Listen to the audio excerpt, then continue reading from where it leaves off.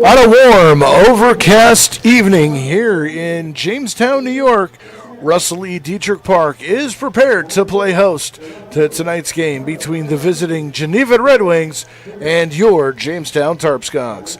Hello again and welcome to another edition of Jamestown Tarp Skunks Baseball. I'm Dre Guinness alongside Sebi Gibbs, and tonight is setting up to be what I would consider to be a bit of a trap game.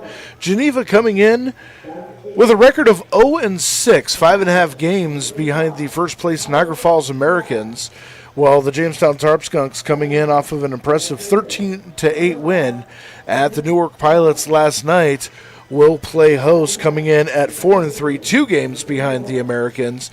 And I say, Sebi, it's a trap game because there are teams that would be tempted to see the results of the last 2 games Geneva has had, the 20-3 mercy against Niagara Falls, and then last night the 11-1 loss at Batavia. Teams would be like, oh, this is going to be a cakewalk, and look toward the next game. This is a game where Geneva, if Jamestown is not sharp and focused, could really sneak in, play with some heart, and steal a victory. Yeah, with Geneva playing on a limited roster, I would not count Geneva out in this one.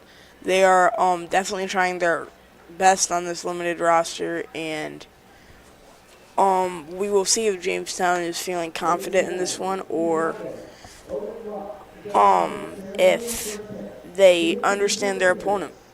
Well, I definitely think that Coach Frank Chigoda is going to try to keep them as focused as possible. This is a no-nonsense head coach who does a tremendous job not only interacting with his players and keeping the chemistry up, but making sure that everybody is sharp and focused. As we have our honorary first pitch of the night, and it's a one-hop. Very nice. So we are just about a few moments away from getting to the national anthem, as they're about to announce the starting lineups here for the Tarp Skunks. Let's go ahead and give you the starting lineups for the Geneva Red Wings. Leading off and playing center field is going to be Jordan Perry. Right fielder Elijah Benton will bat second. Michael Sardu will bat third and play first base. The designated hitter will be Aiken Santana. He will bat fourth. Dylan Briggs bats fifth, playing left field. Matt Buca will bat sixth and play third base. Sam Fleming will play short and bat seventh. Hitting eighth in the squat behind the plate, Tyler Skaggs. Tim Bowerman, the extra hitter, will bat ninth. And Anthony DeAngelis will be the second baseman. For the Jamestown Tarp Skunks, leading off, the extra hitter, Brady McGuire. Nolan Smith, the first baseman, will bat second. Justin Bremner will bat third and play left field. Nathan Borchardt will bat fourth behind the dish. The shortstop, Brady Marshall, will bat fifth. Ty Lagoni at second, bats sixth. The third baseman, Eric Weeks, will bat seventh. Batting eighth, the right fielder, Nico Frizzell. The designated hitter, Cole Swift, will bat ninth. And Matthew Dumas, the speedster center fielder, will hit 10th. We're going to step away for just a moment as we are set for the national anthem here at Detrick Park.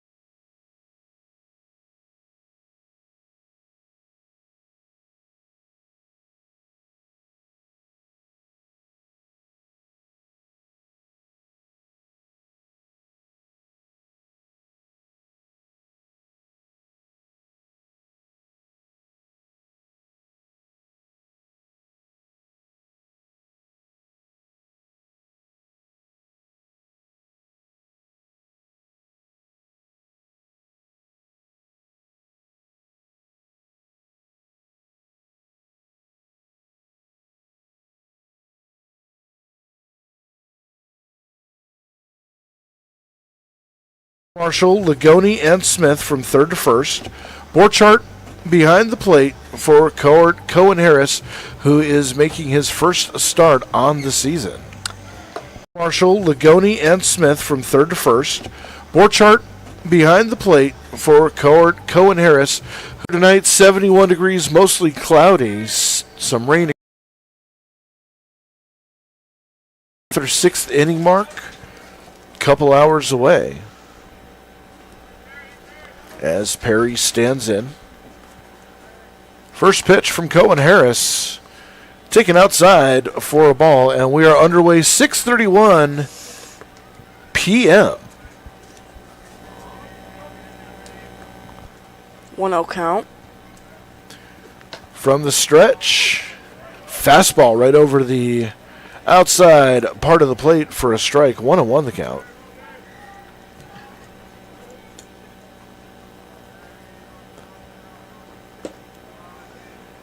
That one just a little low. Takes the count 2-1. Perry, left-handed hitter. Stands in. Righty versus lefty to start the ball game. Harris from the stretch fouls it back. 2-2. On deck, Elijah Benton, the right fielder.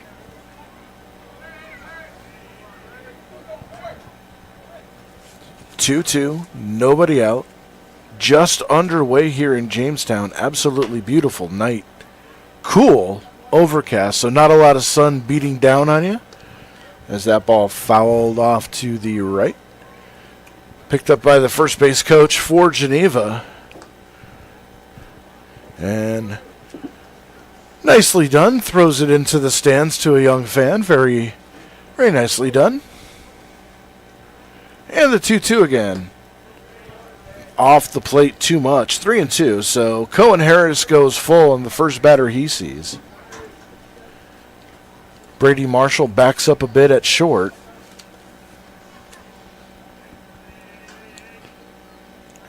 And the 3-2. Taken inside for a ball, so quality at bat for Perry is falling behind, works it full, and draws a leadoff walk.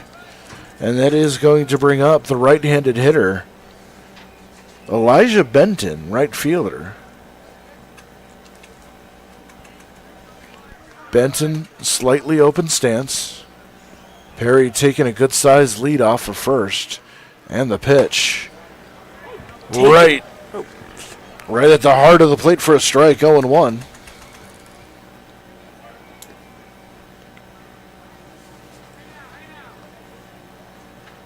Perry takes the lead. Change up. Fouled off 0-2. It looked like Harris anticipated possibly a hit and run. Took something off that one. And had Benton way out in front. 0-2 the count. Line drive up the middle, a base hit.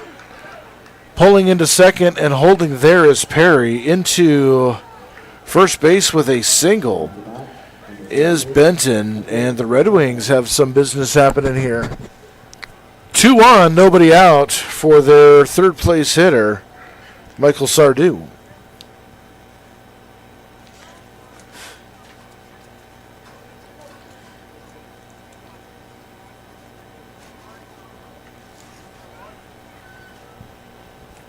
Runners taking their lead. Harris in trouble here early. Squares to bunt, and one pitch right in the gut hits Sardu, and the Red Wings suddenly find themselves in business. Bases loaded with nobody out here. Yep. Aiken Santana, the designated hitter, up to bat. And this is definitely not the kind of start that you want to see out of your starting pitcher.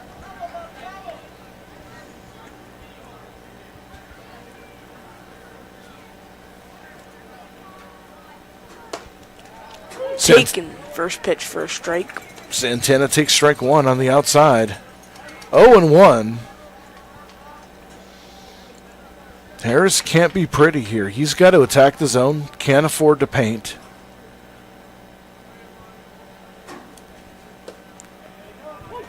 That one hits the corner. 0-2 on the outside.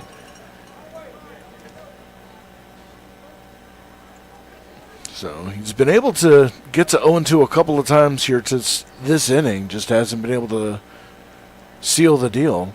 And the 0-2 pitch hits Santana. And an RBI the painful way, and the Red Wings lead 1-0. Batting up next, Dylan Briggs, left fielder. And not surprisingly, Frank Jagoda coming out trying to figure out what's going on with his starting pitcher. A walk, a hit, 2 consecutive hit by pitch.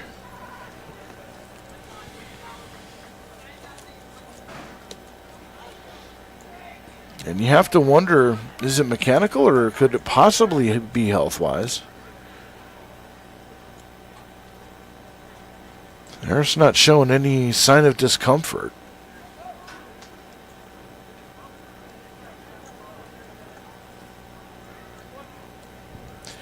So with the bases loaded, 1 across here, nobody out. That's going to bring up the 5th hitter of the inning, the left fielder, Dylan Briggs. Rocket number 17. Everybody crowding that plate now. Yep. Knowing Harris is likely to come inside a little wild. First pitch on the outside corner for a strike. Yeah, and it's a smart move guarding the plate. Cohen Harris, 3 walks in the first inning, 0 outs. If he's going to throw something inside, it's probably going to be another hit, so it's smart. Swinging a foul straight back now, quickly in a hole, 0-2. If you're going to get free runs, you get them any way you can, even the way that it's probably not the most comfortable way to get them. Not sure how many people would like to take a 90-mile-an-hour fastball in the hip. As that one called strike 3. Briggs caught looking for Waldo. First strikeout of the ball game, first out of the ball game. And that's going to bring up the third baseman, Matt Buca.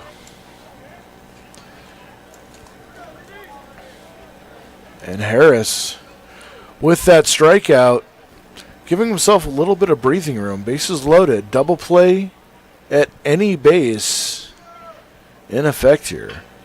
Ground ball could get him out of it with limited damage. And the first pitch, swinging a foul back. Well, to Geneva's credit, they're up there hacking. They're not up there taking pitches that, 5, 6, 7, 8 pitch at bats. They're going out there hacking. Yeah.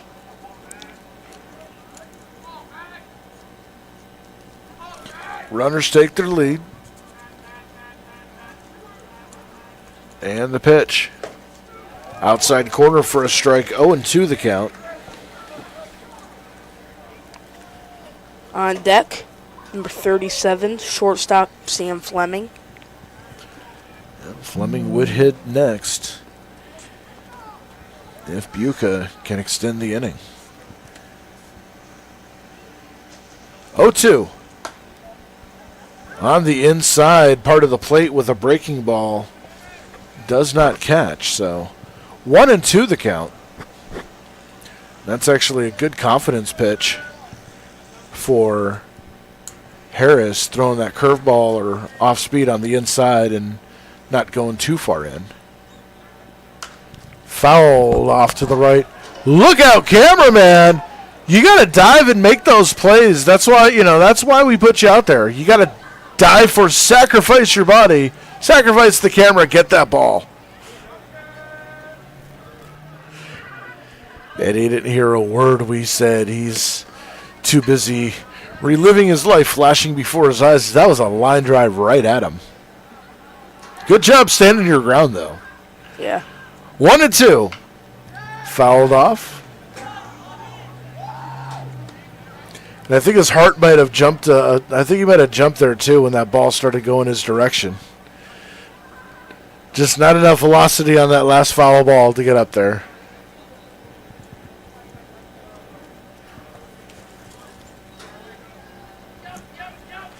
Bases loaded, runners take their lead. Harris trying to get out of this jam here. And there's a line drive down the left field line. That's going to go all the way to the wall. 2 runs are going to score. Bremner runs it down, throws it in. Stopping at third is Santana as Benton and Sardu scores, and it's 3-1 Geneva. Yeah, and I would not be surprised if Tarp Skunks called someone up to start warming up in the dugout. I mean, 2 hits, 3 walks, 3 runs allowed. Cohen Harris is not off to a hot start. He had 1 very good strikeout, but he's just not off to a good start, and they might want to start warming a pitcher up if this continues. Infield comes in with 1 out. First pitch, missing low for a ball. 1-0 the count. And there is activity in the Tarp Skunks bullpen.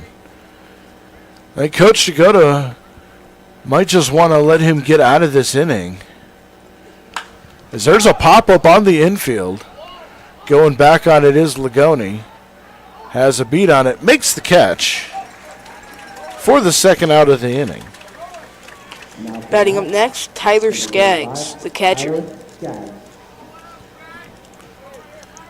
So Tyler Skaggs, who returner from last year's Red Wings team, only played 1 time here at Detrick Park last year, went 0 for 4. So welcome back to Detrick Park, Tyler Skaggs. So he's the 8th batter for the Red Wings to hit in this inning. First pitch gets behind Beauchart. Coming in to score on the wild pitch is Santana, and it is 4-0.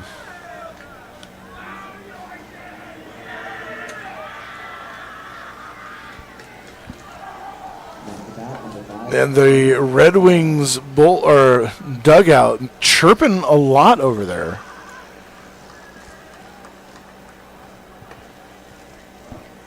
And who can blame him taking a 4-0 lead here in the first. That one in the dirt. Nice stop by Borchardt.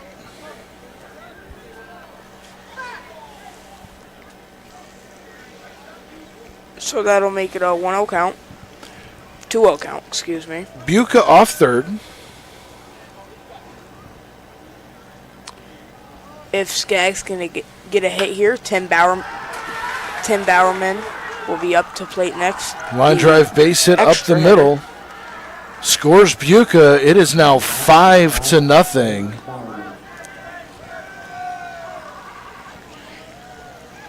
As I jinxed it, I was going to say batting up next, Tim Bowerman. If Skaggs get on base, which he did.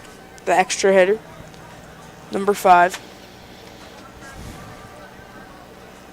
5-0 here in the top of the first inning as that pitch comes in a little tight. 1-0 the count. Bowerman, the extra hitter, the 9th hitter in this inning. 2 outs, 5 across on 3 hits. Swing and a miss. 1-1.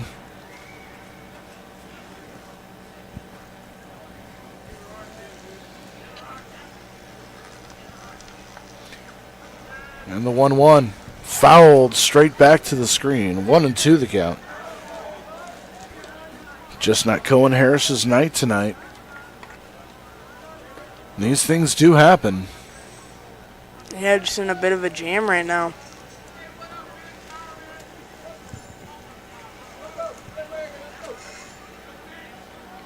So 1-2 the count, 2 out, the pitch. Breaking ball that pops out of the glove of Borchardt doesn't drift far enough away for Skaggs to advance, and it's 2-2. 2-2 with 2 outs. Better situation. Cohen Harris's. Hopefully can end this inning here. And the pitch called strike 3. And Harris ends the top of the first inning. Not the best appearance. 5 runs, 3 hits, no errors We go to the bottom of the first inning. It's the Red Wings 5, Tarp Skunks coming to bat.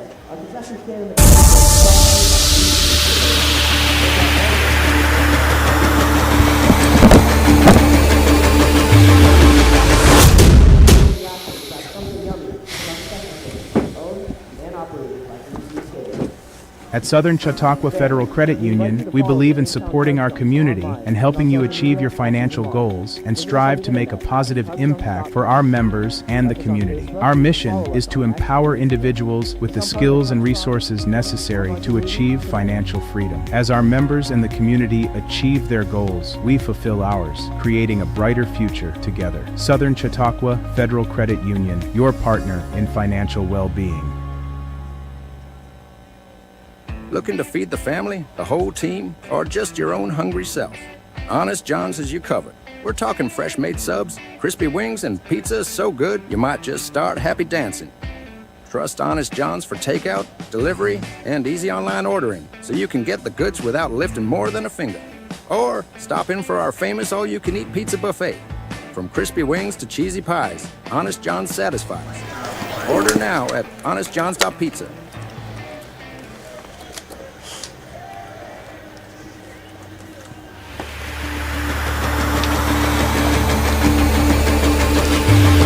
The Geneva Red Wings send 9 batters to the plate, score 5 runs on 3 hits, 1 walk, 2 hit by pitch.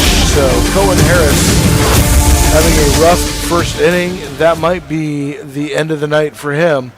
This broadcast brought to you by Wegmans, proud sponsor of CCS-TV's coverage of the Jamestown Tarp Skunks. At Wegmans, every day, you get our best. From farm fresh ingredients to helpful people who care, stop in today and see how Wegmans is helping people live healthier, better lives, one meal at a time.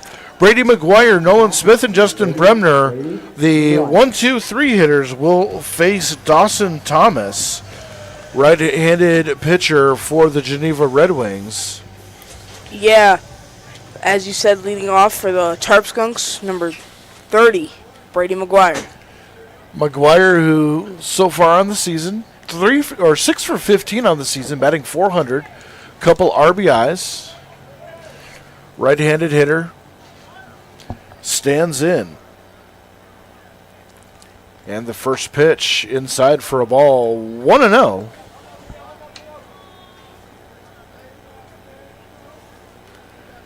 Harris threw a lot of pitches in that first inning, 33 total.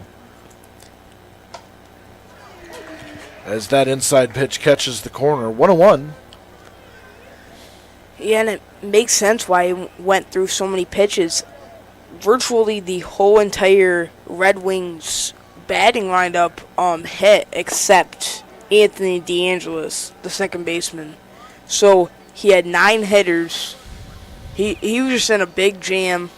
He got out of it good, and now we're in the bottom of the first. 2-1. Popped straight up, right side of the infield. Underneath it is Sardu, and he makes the catch for the first out. And with 1 away, that's going to bring up the first baseman, Nolan Smith.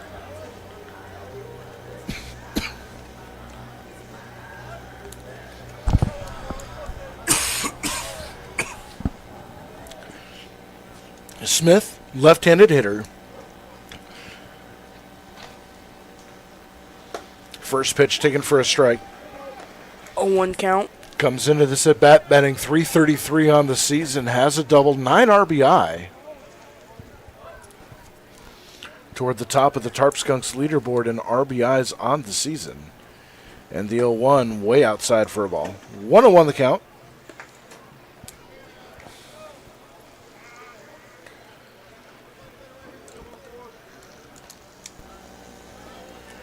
Smith stands in, waves that bat back and forth.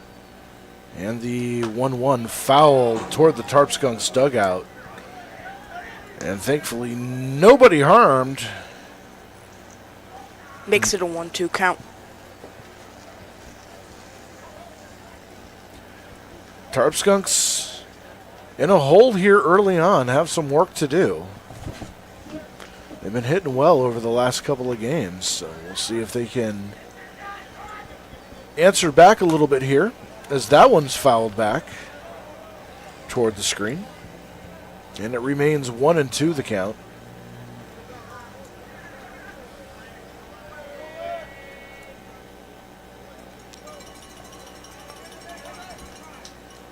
A lot of power, a lot of speed in this lineup.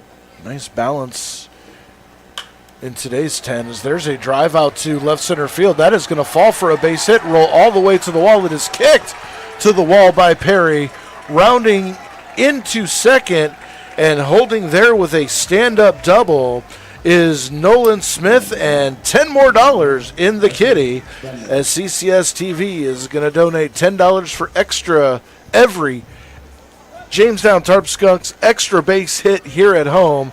$10 more, and we're up to $30 this week already. One on Wednesday, one on Tuesday, one on Wednesday, and one tonight here in the bottom of the first inning as Justin Bremner comes up.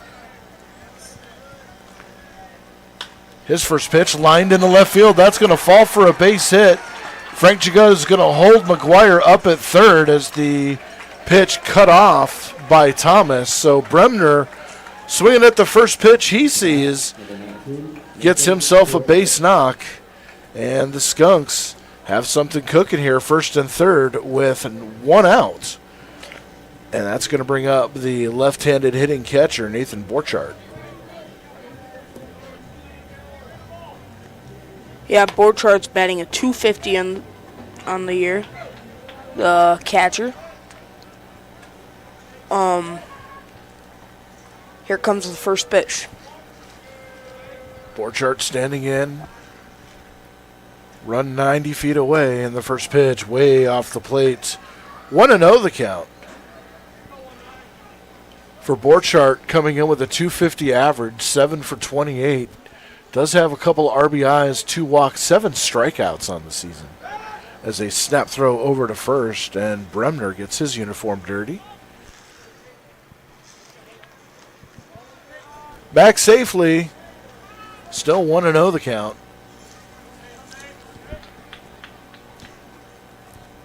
On deck, Brady Marshall. As there's a ground ball toward short, picked up by Marshall, thrown onto, or by Fleming, thrown to first in time for the double play, and the Tarp Skunks end the inning scoreless. No runs, 2 hits, 2 runners left on base. We go to the second inning. It is 5-0 Geneva. 0 runs, 2 hits.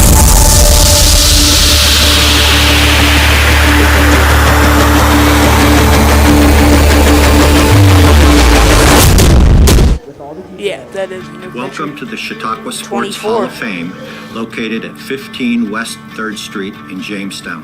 Visitors will see photographs, awards, apparel, and other sports memorabilia. We invite all visitors to stop in the Chautauqua Sports Hall of Fame and learn about the sports history of Chautauqua County.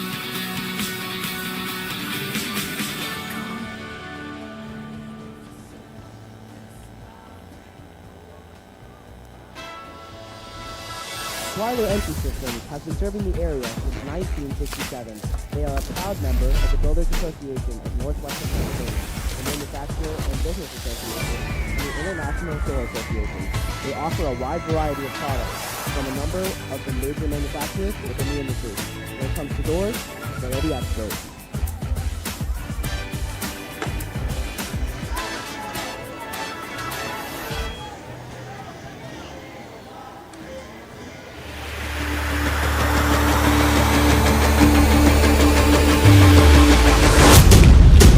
Back at the top of the second inning. Tarp Skunks, 0 runs, 2 hits last inning. Right now it's 5-0 Red Wings. And up to bat to start the inning, Anthony DeAngelis, the second baseman.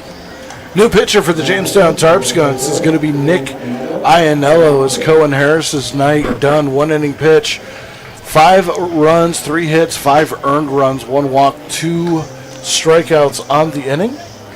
Iannello on the season, 1-0, 6 innings pitched. He's given up 3 runs on 2 hits, walked 7, struck out 3. And coming up to the plate is going to be the second baseman, Anthony DeAngelis.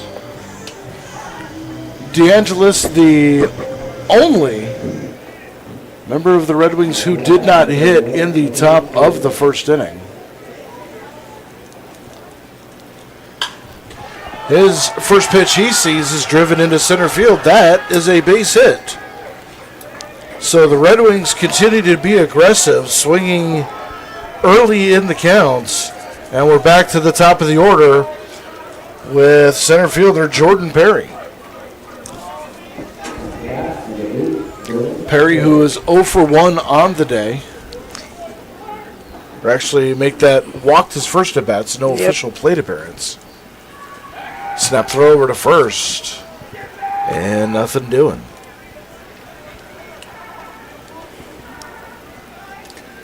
Benton on deck. It's been an eventful evening here at Detrick Park, as there's a line drive down the left field line, foul. Falls out of play. 1-1 the count, or 0-2 the count now.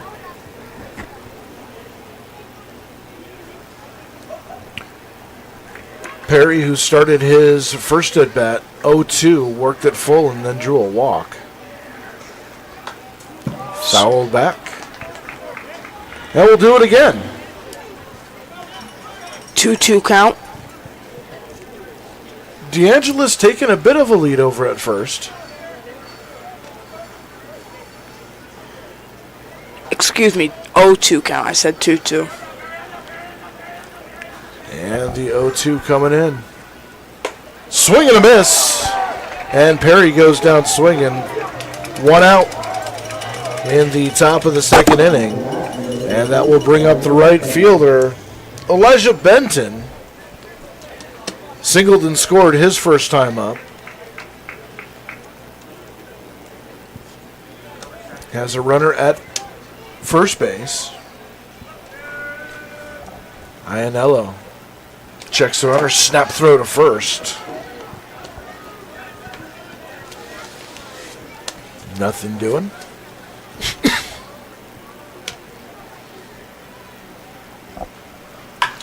Line drive into center field. That one is going to be caught by a diving Matthew Dumas in center. Nice play out there by the speedy center fielder. And that is 2 away. That is a highlight-worthy play. Batting up next, Michael Sardum, first baseman, 22, number 22. Tarp Skunks Baseball on CCS-TV is brought to you by Schultz Auto Group, a proud sponsor of the Jamestown Tarp Skunks. Visit our location in Jamestown or Warren or online at schultzauto.com as the first pitch that Sardu sees is hacked on and missed. He was hit by a pitch and scored back in the first, counting for one of the 5 Red Wings runs in this game. That one high for a ball, 1-1.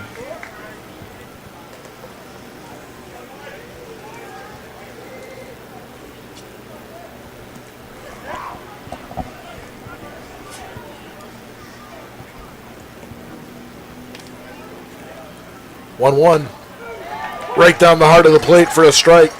1-2 the count. And Iannello 1 pitch away from getting out of this one. And the pitch, runner goes. Taken outside for a ball, throw down to second. Throw was there, but unable to make the tag is Tyler Goney, and a stolen base by DeAngelis, and that one was close. It looked like Borchardt put it in the perfect spot there. I guess Lagoni just couldn't tap him. That was all on Perry. That was all swim move. Both second baseman and catcher did everything perfect as they Weak ground ball, too short, picked up by Marshall. Throw on to first, and the side is retired. No runs, one hit, one runner left on base. We go to the bottom of the second inning. It's still 5-0 Geneva.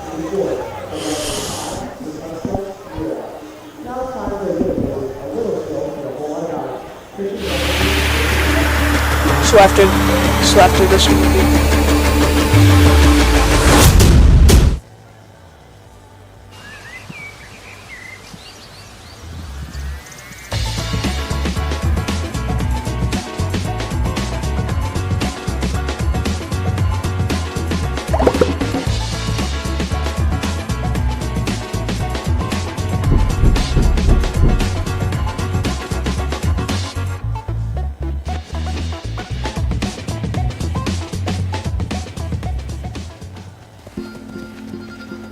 Our generation has a choice.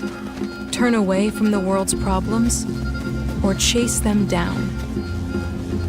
We refuse to sit back and watch them pass us by. Watch us fly ahead.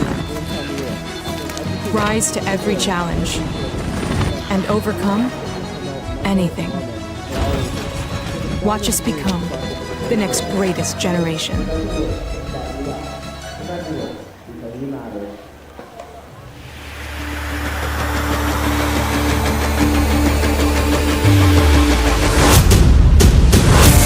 Tarp Skunks are on the road at Batavia tomorrow and at Auburn on Father's Day. Then off Monday, Tuesday, back on the road at Niagara Falls. The next time they're back here on the home field is going to be Thursday, June 19th, 6:30 p.m. as the Niagara Falls Americans come in to take on the Jamestown Tarp Skunks. Back on the road on the 20th, Friday night at Batavia. And then it gets busy here at Detrick Park. June 21st, Kids Camp Day here at Detrick Park. Check out the information on the website and the social medias about Kids Camp Day. And then that night, the Batavia Muck Dogs in town. And then Sunday, Elmira Pioneers in town for a community buyout doubleheader. You're not going to want to miss that. As Brady Marshall stands in, takes the first pitch he sees, down in the dirt for a ball. 1-0 to start the second inning. Good relief appearance so far by Nick Iannello. Yeah, the shortstop's batting at .391 right now. Is that one taken on the outside for a strike? 1-1. Marshall 9 for 23. 2 RBIs on the season. Has a 7-to-1 walk ratio. 7 walks, has only struck out 1 time this season. And the pitch. Inside for a ball. 2-1. Great plate discipline on display for the Tarp Skunks shortstop. As Thomas gets what he likes, kicks and throws inside for a ball. 3-1. So Thomas has been dancing around the strike zone. And McGuire is going to be sitting dead red on a fastball. Otherwise, he'll probably let it go. And the pitch. Dead red fastball. That one's hit out into center field, but right at Perry. Gloves it for the first out. And with that, Ty Lagoni comes to the plate. Tarp Skunks second baseman, batting .353 with a double, 3 RBI.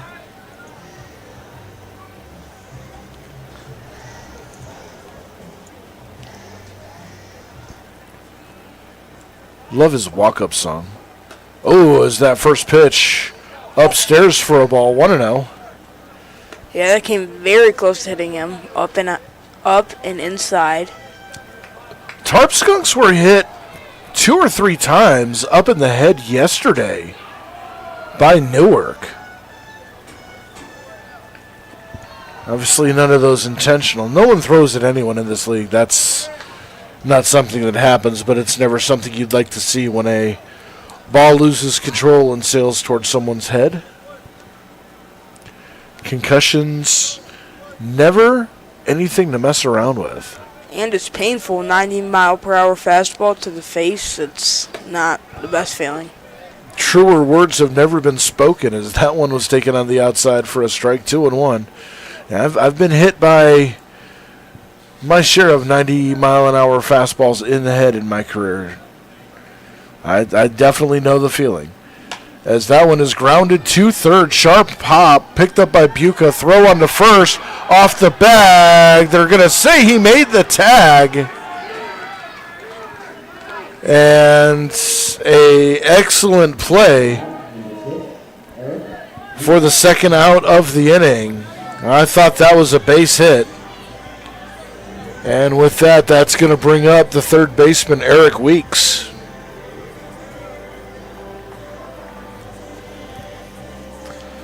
I don't know. Those are one of those situations that you wish you had replay. Yeah, Eric Weeks, third baseman, batting at 200. Excuse me. Takes the first pitch curveball outside for a ball, 0-1. Weeks, who just yesterday going into the game hitting .091, having a decent night, getting his average up to the 200 mark. As that pitch high and tight for a ball, 2-2. Weeks, one of the many Skunks out at the batting cage earlier this afternoon, getting in some extra work. 2-0 count. And the pitch. Takes a strike at the knees. 2-1. Weeks swinging the maple. Was making some sweet sounds off the barrel early in BP. As that one inside. 3-1.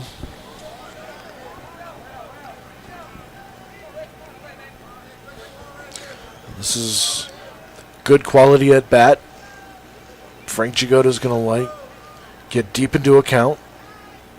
Work that starting pitcher's pitch count up. And the pitch. Swing and a miss. 3-2.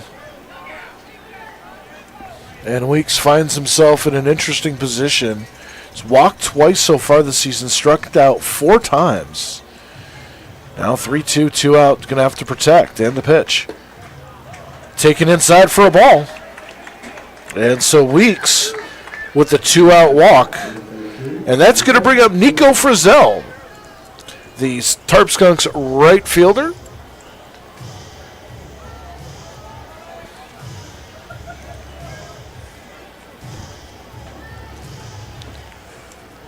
Frizzell coming in hitting .222, has a double, a homer, 4 RBIs. And with 2 outs, looking to get something going here as that one's fouled straight back to the screen.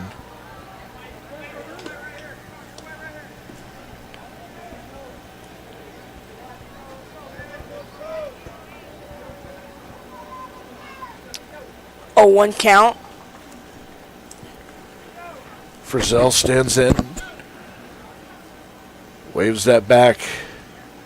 Bat back and forth a little bit. That one up high for a ball. 1-1.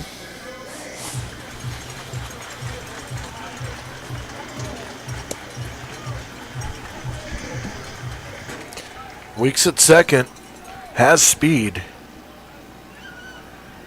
And the pitch. Swinging. There's a foul ball off to the right. Heading toward the stands and just over. Into the bounce house. And make that 1-2.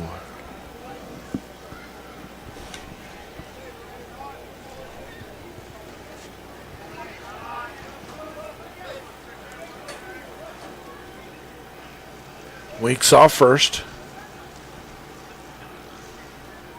And the pitch. Swing and a miss. And Frizzell goes down on strikes to end the inning. No runs, no hits, 1 left on.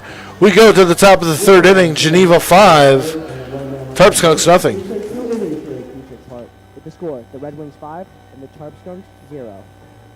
The Tarp Skunks are sponsored by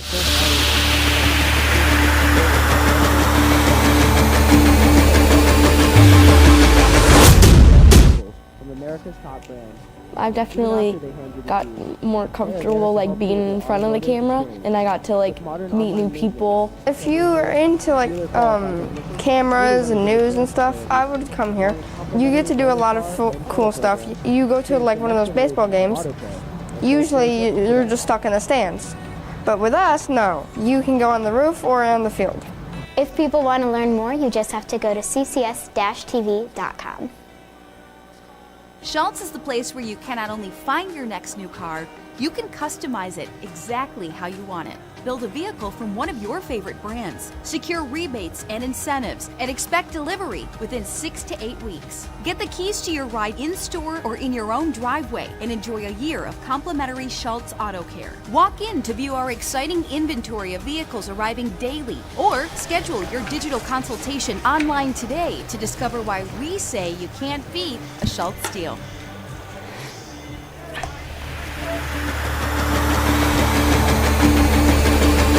Today's game comes to you from the Wegmans broadcast booth, where community comes first. Wegmans is committed to serving you and supporting the teams and communities we love. From the baseline to the produce aisle, Wegmans is rooted in relationships, quality, and care. As we head to the top of the third inning, Nick Iannello, starting his second inning of work, gives up the first pitch. He throws to center field for a leadoff single.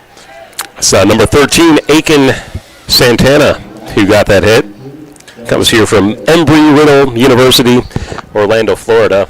Jason Sample filling in for Sebastian Gibb this inning or two. Yep, getting a little change up here in the booth as well as on the field, as the first pitch to Briggs is popped up shallow right and gloved by Frizzell for the first out. So welcome in, Jason. Yeah, happy to be here. Yeah, good to have you in the booth.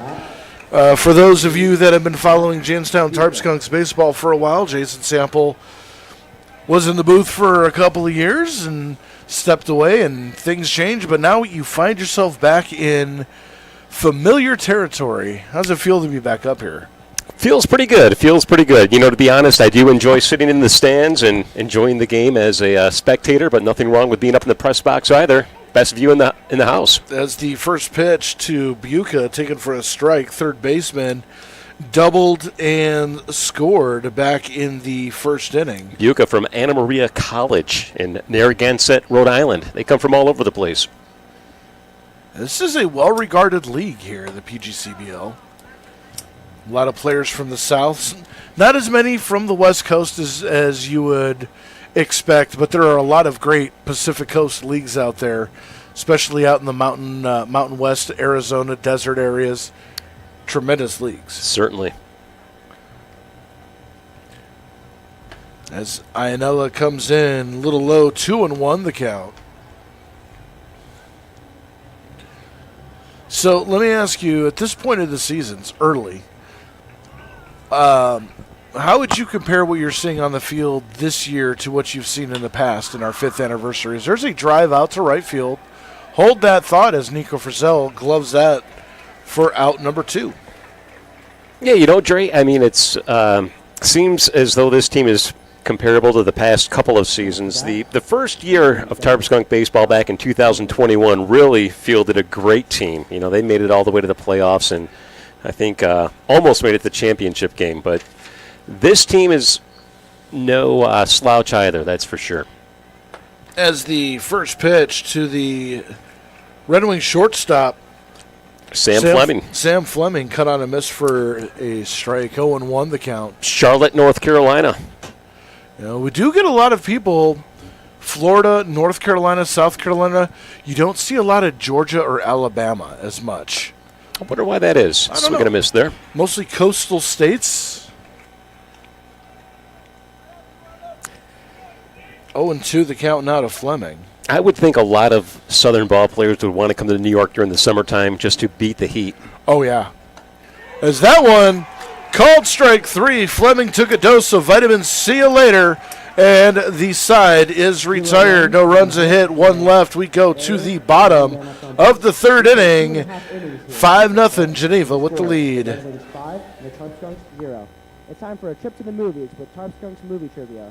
Christian is in the stands with all the details.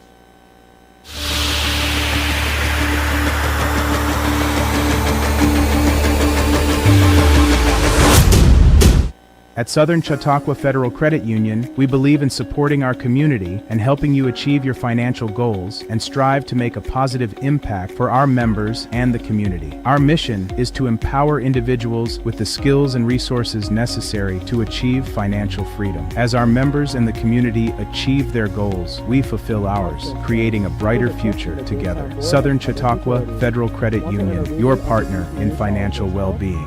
Just use your Jamestown DPU orange RFID. Looking to feed the family, the whole team, or just your own hungry self? Honest John's has you covered. We're talking fresh made subs, crispy wings, and pizza so good you might just start happy dancing. Trust Honest John's for takeout, delivery, and easy online ordering so you can get the goods without lifting more than a finger. Or stop in for our famous all-you-can-eat pizza buffet. From crispy wings to cheesy pies, Honest John's satisfies.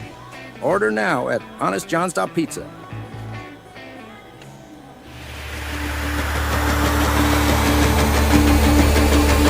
Right-handed pitcher Dawson Thomas still on the mound for the Geneva Red Wings. As we go into the bottom of the third inning, it's going to be 9-10 back to the top. Swift, Dumas, and back to Brady McGuire. And Skunks fans, celebrate that win or eat your feelings with Honest John's Crispy Wings Melty Pizza and online ordering that's fast and easy. Visit honestjohns.pizza today. Employee of the Month, Honest John's, October 1993. Customer of the Night, Honest John's 2025 last night. We're doing it. We're doing it, Dre. That's right. I actually was watching the ball game from Newark and at the table eating crispy wings with ranch dressing, of course, at Honest John's. Colt Swift looks at that first pitch for a strike. Swift, the designated hitter tonight, coming in 2 for 5 on the season, 400 average. He's from Salisbury here, and our rosters for the Skunks don't indicate their hometown. As the 0-1, low and away for a ball, 1-1. I'm sure it's listed somewhere. I mean, I'm sure I've seen it, and I've usually, well, considering I've got like 15 different documents at home with 15 different things. I believe it. You're the most well organized and prepared broadcaster I have worked with yet, and that includes myself. So hats off to you, Dre Guinness. Well, I normally I would come back with some kind of funny, snarky remark or whatever, but I'm just going to shut up and take the compliment. Take the compliment. Swift working it to 2-1, and the pitch. Up high for a ball, 3-1. I'll tell you, getting to mentor kids like Sebi Gibbs and Cam Melendez, this is the kind of opportunity I wish I had when I was younger. When I got into college radio, I came in as that was a strike on the outside corner for a strike. I came in, I wish when I had when I came in a strike. I came in telling wanted to hear it, and by it was legitimately a 45-year-old guy who was, ooh, that one's foul. Who took you aside and said you don't need to be enthusiastic, or he locked me into a tiny production studio and read me probably the loudest come to Jesus talk I have ever experienced, and really shown me the light. So a lot of those lessons that I learned from a man by the name of Jim O'Reilly, I take with me and I try to share with everyone I work with. Full count pitch, and there's the payoff. Nothing good there for the Geneva. Everything great for the Skunks. Got a man on first with no outs here, trying to bite into that 5-run lead here. Yeah, I did a broadcasting. I went to West Virginia University, and I hadn't done any radio before I went down there. And I loved hockey. I loved watching the Buffalo Sabres up here in Western New York. I went down to the West Virginia University. They had a club hockey team. We broadcasted on the radio, and I did it for one period, and then they yanked me.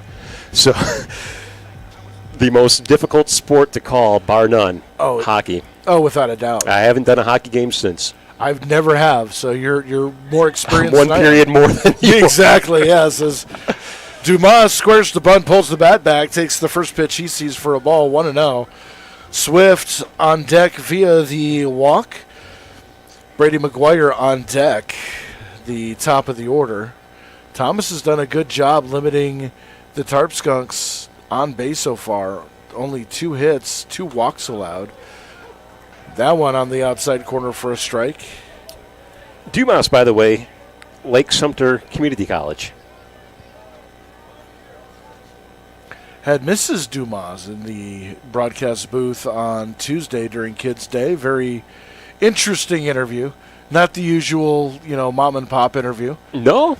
I'm sorry I missed that then. She's a colorful individual? Has some very interesting, going to school for some very interesting things that I find interesting. And that's always dangerous when I'm talking to someone and trying to keep something lighthearted. As soon as you give me something I can sink my teeth into, so I had to work my way out of that as a check over to first and nothing's doing. Yeah, trying to keep Swift honest over there. Dumas had a good night last night, and the pitch swinging. There's a line drive right at second. Oh, nice stop by DeAngelis. Throw on to first. Well, they got the lead runner anyway, but it was nice to see, at least for the Tarp Skunks' point of view, not a double play. Almost was able to turn it. Yeah, Dumas with speed on the back end. DeAngelis with a great play to look the ball in the glove on a knee, spin around, and make the throw to second.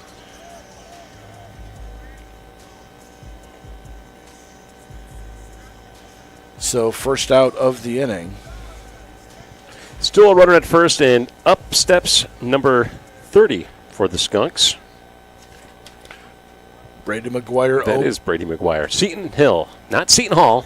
Seton Hill. Yeah, that threw me first when I saw that too. As Dumas, the scouting report on him is out. He will steal bases. It's got to be a Seton Hill pipeline here to Jamestown, because in prior seasons when I was doing the broadcasts, we had several players from Seton Hill. Well, we got 3 this year. Jacob Haynes, Brady McGuire, and Jack Bracken. And different managers, too. I know sometimes managers will develop a certain chemistry with coaches at the college level, and then they'll send their players up to get some training off-season. That one falls back and out of play here. Look out in the concourse. But maybe there's just something with the water in Jamestown that drives Seton Hill crazy and wants to get up here. We'll take them all. Seton Hill had a great season this year, making a deep playoff run. 0-1 the count. And the pitch in the dirt. Good stop by Skaggs, keeping Dumas close. 5-0 the score here. Rough first inning for the Skunks, but they seem to have settled in defensively anyway. It's just got to get those bats awake here on offense. And the 1-1 pitch on the way to McGuire, taken on the outside corner for a strike. 1-2 the count.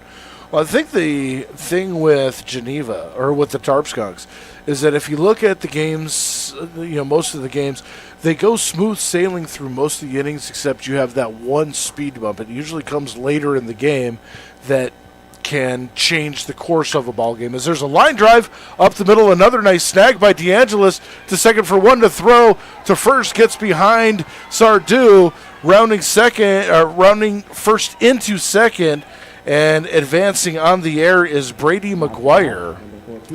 So a runner in scoring position here, but with 2 outs, we'll see if the Skunks can make anything at it. That was the leadoff runner for the Skunks, Brady McGuire. So here we are with Nolan Smith now, number 14, the first baseman, batting second here. We'll see if he can advance the runner and keep this inning alive. It'd be great to see a Skunk cross the plate here in the bottom of the third, but with 2 outs here, it'll be a tough task. But how's the numbers for Smith this season? Batting .333 coming into tonight. 1 double, 9 RBI. Hey, if somebody's going to do it, he's probably the leader in RBI so far this season.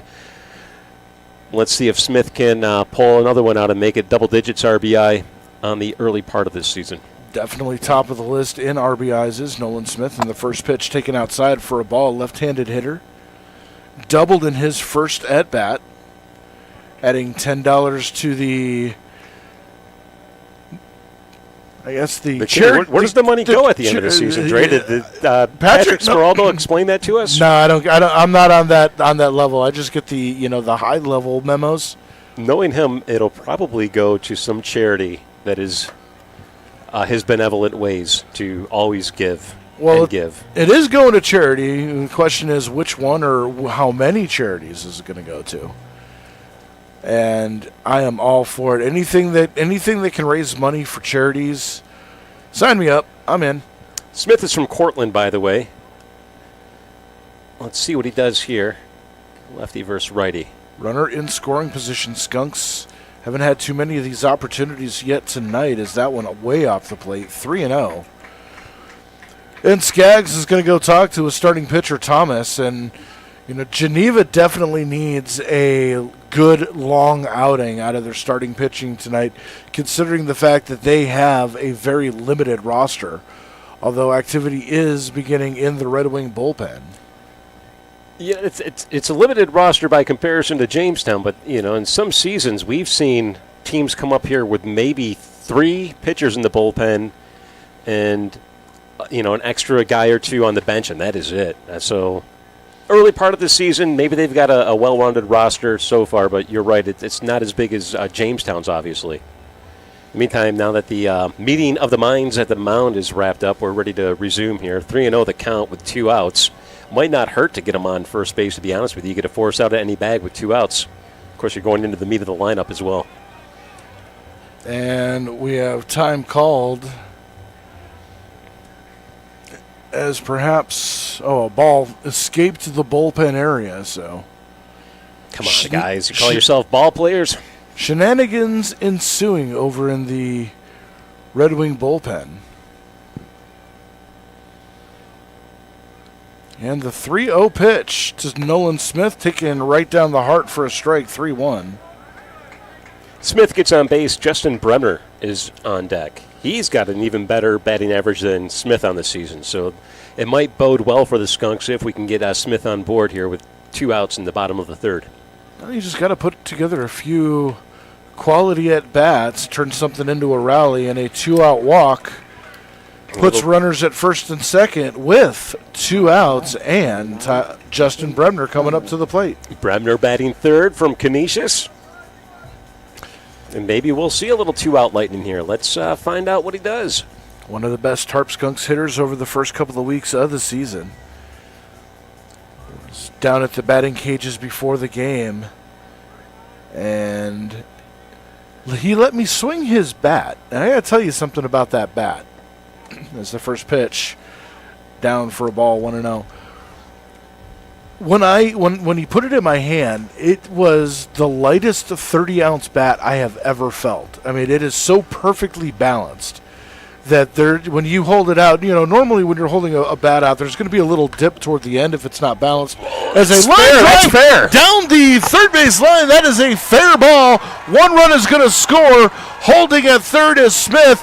Pulling into second with an RBI double is Justin Bremner. $10 more in the kitty, and it's 5-1 Jamestown, or 5-1 Red Wings. Well, that's a run on the board, though. Jamestown's biting into that Red Wing lead with 4 runs here and plenty of baseball left to play, only in the bottom of the 3rd inning.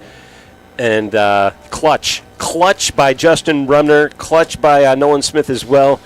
And some good base running. So now we got runners on 2nd and 3rd, and this inning continues with 2 outs. And now we've got the cleanup hitter, Nathan Borchardt.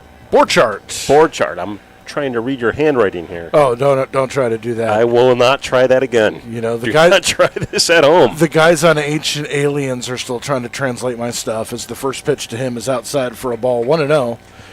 King University Borchardt, the catcher for tonight, and he has a chance to, again, drive in a run or possibly 2 here with a base hit. 1-0 the count with 2 outs, bottom of the 3rd inning. Does have a couple RBI on the season, has an opportunity to add more. Is that one on the outside corner for a strike, 1-1. You'll notice my broadcasting, I always say what inning we're in, what the runs are, and then I forget that this crew that we broadcast with has all that information for the viewers down in the lower right-hand side of the screen. But I'm so used to broadcasting on radio, I continuously do that. Trust me, I completely understand that. Is that one way outside for a ball, 2-1? That's always been my struggle when I'm doing TV, is that I never watch the monitor. They always tell you, watch the monitor, call what's on the monitor, and I'm always just watching the field. And I grew up doing the radio thing too, and it's just, for me, that's what's comfortable. Yeah, the listener tuning in, in the middle of the ball game wants to know what's happening. Sometimes you lose track if you're consider that ball was a strike. So we got a 2-2-2 on the board there. 2 balls, 2 strikes, and 2 outs. Triple deuces, as the old saying goes. I'll take that at the card room any night, as long as they're backed by aces. 2-2. In the dirt for a ball, 3-2 now. So a quality at bat by Nathan Borchardt. Working the count full. First base is open, but I'm not sure you want to load the bases for Brady Marshall. Not at all. The Red Wings want to try to get out of this little bit of a jam here. They're still up by 4 runs, but they want to try to maintain as big a lead as they can. So 3-2. And the pitch. Outside for a ball. And so now forest full of skunks as we have the bases loaded. And that's going to bring up the shortstop, hot-hitting Brady Marshall. Marshall coming into this game with 9 for 23, 0 for 1 on the day. But very patient at the plate and has an opportunity to get the Skunks back in this game. Also, Jason, as you know, this is a tale of 2 ballparks. It is still cool enough with no wind that left field is still live for a right-handed hitter. As you know, when that wind kicks up, starts blowing out to right, everything's going to push to the right. It kind of kills fly balls out to left field. Brady Marshall right now, it's like the weather has set up perfectly, and all he has to do is drive one into the jet stream. As the conference to the mound is over. Yeah, Marshall from Kent State, by the way. So this is a very important at-bat for the Skunks. They can really gain some momentum here. They already captured a little bit of it, but, I mean, if he can get a base hit here, you're going to see 2 runs scored, and it could change the entire complexion. First pitch, little check swing, squibber right back to the mound. Thomas throws it to first, and the threat and inning is over. 1 run on 1 hit. Bases left loaded. We go to the top of the 4th inning. It's 5-1 Geneva. With the score, the Red Wings 5, the Tarp Skunks 1. Our next on-field game is about to give one lucky fan a chance to win some great prizes. Christian has all the details.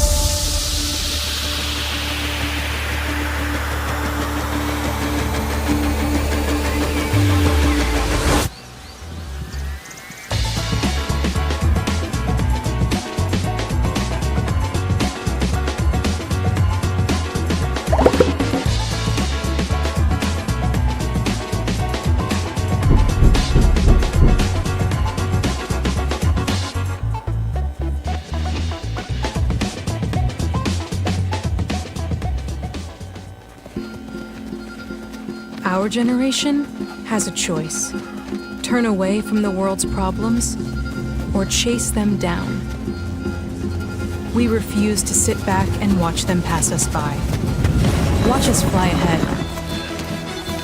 Rise to every challenge and overcome anything. Watch us become the next greatest generation.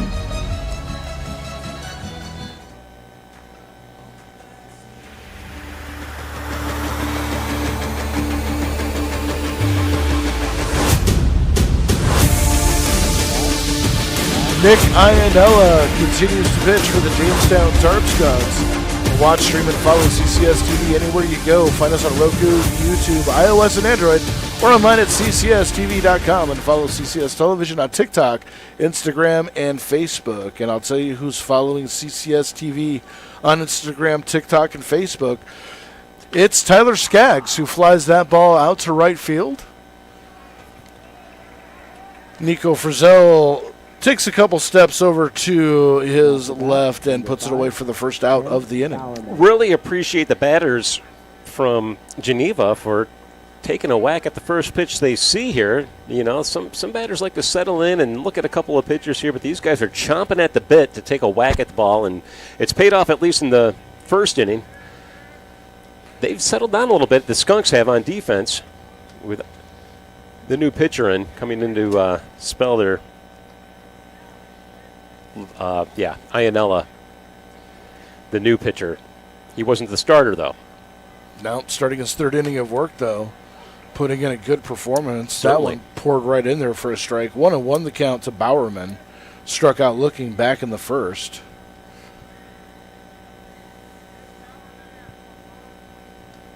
Swing! And a miss at a fastball. Challenge letter high on the outside corner. 1-2 the count. Bowerman coming to Jamestown via Spencerport, New York. He goes to Marywood University. There's a pitch outside, but it caught the edge, and he went down looking. Backward K on that one. 2 outs already. Second time he's got caught looking for Waldo, and that will take us down to the number 10 hitter, the second baseman, Anthony DeAngelis. DeAngelis from Tompkins Cortland Community College out of Union Springs, New York. Here's the pitch, and he looks at a high pitch for a ball. 1-0 the count with 2 outs. So since Ianella's come in, the pace of this game has definitely changed. Cohen Harris struggling to get through the first inning. Iannella has been cruising ever since he took over. And the 1-0 pitch on the way up high for a ball. 2-0. And Harris just had an off night. You know, sometimes that happens. I know that he had some family come in here, and sometimes you get those jitters when you have guests coming in to see you play a little. That one on the antsy. Outside corner for a strike, 2-1. Yeah, you know, you get in your head, you start overthrowing a little bit. Your mechanics start getting thrown off, and you know you have nights where you can't recover. As there's a weak chopper toward third, gloved by Weeks, throwing to first in time. Great play by the Skunks third baseman to retire the side. Nothing doing for the Red Wings as we go to the bottom of the fourth inning. 5-1 Geneva. We've played 3.5 innings here at Detrick Park with the score: the Red Wings 5 and the Tarp Skunks 1. Fans, turn your attention to the third baseline, where we have some 3-yard competition. Welcome to the Chautauqua Sports Hall of Fame, located at 15 West 3rd Street in Jamestown. Visitors will see photographs, awards, apparel, and other sports memorabilia. We invite all visitors to stop in the Chautauqua Sports Hall of Fame and learn about the sports history of Chautauqua County.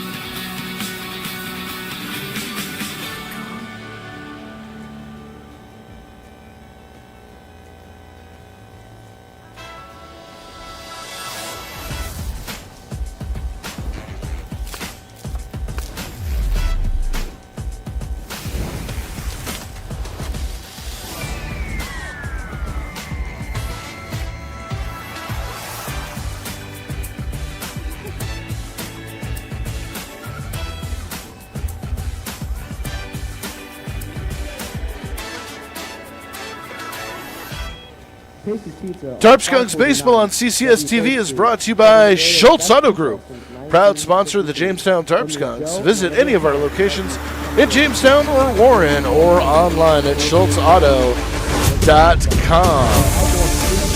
So here we are in the bottom of the fourth inning, and we still have the starting pitcher for Geneva in there, Dawson Thomas. He's from Allegheny College, Espyville, Pennsylvania. Espyville. That's what you would name the place where all the trophies live, right? Absolutely. 60 pitches in this appearance so far. He's gone 3 innings, given up 3 hits, 1 run earned, walked 4, struck out 1. So he will continue to go here. Having a steady night. A little loose, though, last inning. We'll see if Jamestown can keep the momentum going here. He did get out of a jam with the bases loaded in the bottom of the third inning, but Jamestown did get away with a run, so they cut into that 5-run lead. It's now 5-1.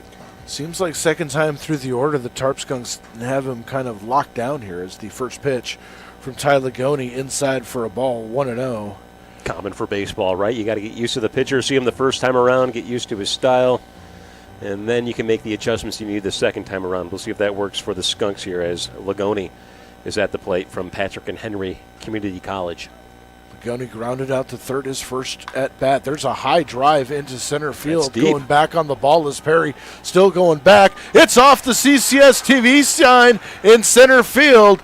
Ligoni falls but picks himself back up and hobbles into second with a leaning double here. That's what you want to see if you're a Skunks fan, though. A nice leadoff double there. Even though he tripped, he drove it deep enough to still get to second base in plenty of time. And I tell you, that ball carried quite a bit. I don't think the center fielder was expecting it to go that deep. He almost got a beat on it, but all the way to the running track against the CCS-TV banner, and now the Skunks are cooking. Just missed a home run by about 2 feet. As there's a high drive into center field, Perry, though, is going to have a track under this one. Makes the catch, tagging and heading into third is Ty Ligoni. So a productive out for Weeks. Getting Ligoni over to third. And with 1 out and a runner in scoring position, that's going to bring up Nico Frizzell. Frizzell from Mercyhurst, just to the west of us over in Erie, Pennsylvania. Good kid. Had a chance to talk to him a couple of times briefly, but very good kid. Well, a fly ball in the right spot should score a run if it's deep enough here, but we want to see a base hit. Keep this momentum going. Balls are still alive, flying out to that left center field gap. And that'll really be the case until the wind starts to pick up here. You figured at this point in the ball game the weather would have started to affect with the rain coming in. But so far, no effect. We're only an hour into this game, into the bottom of the 4th inning. This is what started off rough has really picked up the pace here. Yeah, it's moving quickly. You like to see that in the ball game, especially when there's no pitch clock, and yet things are still moving relatively quickly. As the 1-1 pitch. Up and out for a ball, 2-1. We also don't have a bunch of major leaguers taking, their prima donna walks around the plate and adjusting their batting gloves and calling their managers on their cell phone in between pitches. Drawing dollar signs in the dirt, all that good stuff. Exactly. I think Juan Soto, every time he does his Soto shuffle, should have 10 seconds added onto the pitcher's pitch clock, as a penalty, because that wastes time. Right down the middle there for strike number 2, a full count with a runner at third.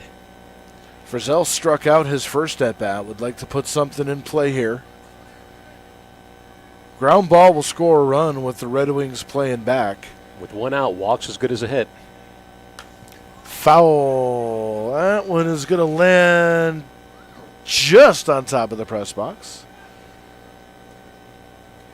Really good control by Geneva's pitcher, too. I haven't seen any wild pitches. Dawson Thomas is really hitting this mark with his catcher most of the time. I don't think he's got a passed ball yet, has he? Maybe when there was no runners on base, it might have happened once. If it had, I wouldn't have marked it down because, technically, if it's a passed ball with no one on it, it doesn't really count. Exactly. As that one fouled off the facade. And we're still 3-2. Yeah, no, he's been steady. He's been one of the best visiting pitchers we've seen come out here, other than Luke Rising from Batavia. He kind of reminds me of Luke Rising of Batavia. Same stature, and Frizzell down on strikes looking. He couldn't believe it. Just grazed the inside edge of the plate. Tough break there, but again, some good quality pitching here from Thomas. So now 2 outs hung up on the board. Still a runner at first. The Skunks still trailing by 4 runs. Let's see what we can do. Maybe another case of 2-out lightning. As Cole Swift stands in with a runner at third, takes the first pitch way inside for a ball. 1-0. Swift walked his first time up. Was forced out on a ground ball by Matthew Dumas. Has a chance to boost his RBI total. Has one on the season as there's a hard chopper toward third, gloved by the third baseman. Buca throw on to first in time, and the inning is over. No runs, a hit. Leadoff double leads to one left on base. We go to the top of the fifth inning. Still 5-1 Geneva. 0 runs, 1 hit, 0 errors, and 1 man left on base. After 4 innings here at Detrick Park, the score is the Red Wings 5 and the Tarp Skunks 1. Do you think you can beat Richmond in the race? Well, nothing can. Find out for yourself. All the details. I've definitely got more comfortable like being in front of the camera, and I got to like meet new people. If you are into like cameras and news and stuff, I would come here. You get to do a lot of cool stuff. You go to like one of those baseball games, usually you're just stuck in the stands. But with us, no. You can go on the roof or on the field. If people want to learn more, you just have to go to CCS-TV.com. Schultz is the place where you can not only find your next new car, you can customize it exactly how you want it. Build a vehicle from one of your favorite brands. Secure rebates and incentives, and expect delivery within 6 to 8 weeks. Get the keys to your ride in-store or in your own driveway and enjoy a year of complimentary Schultz Auto Care. Walk in to view our exciting inventory of vehicles arriving daily, or schedule your digital consultation online today to discover why we say you can't beat a Schultz deal.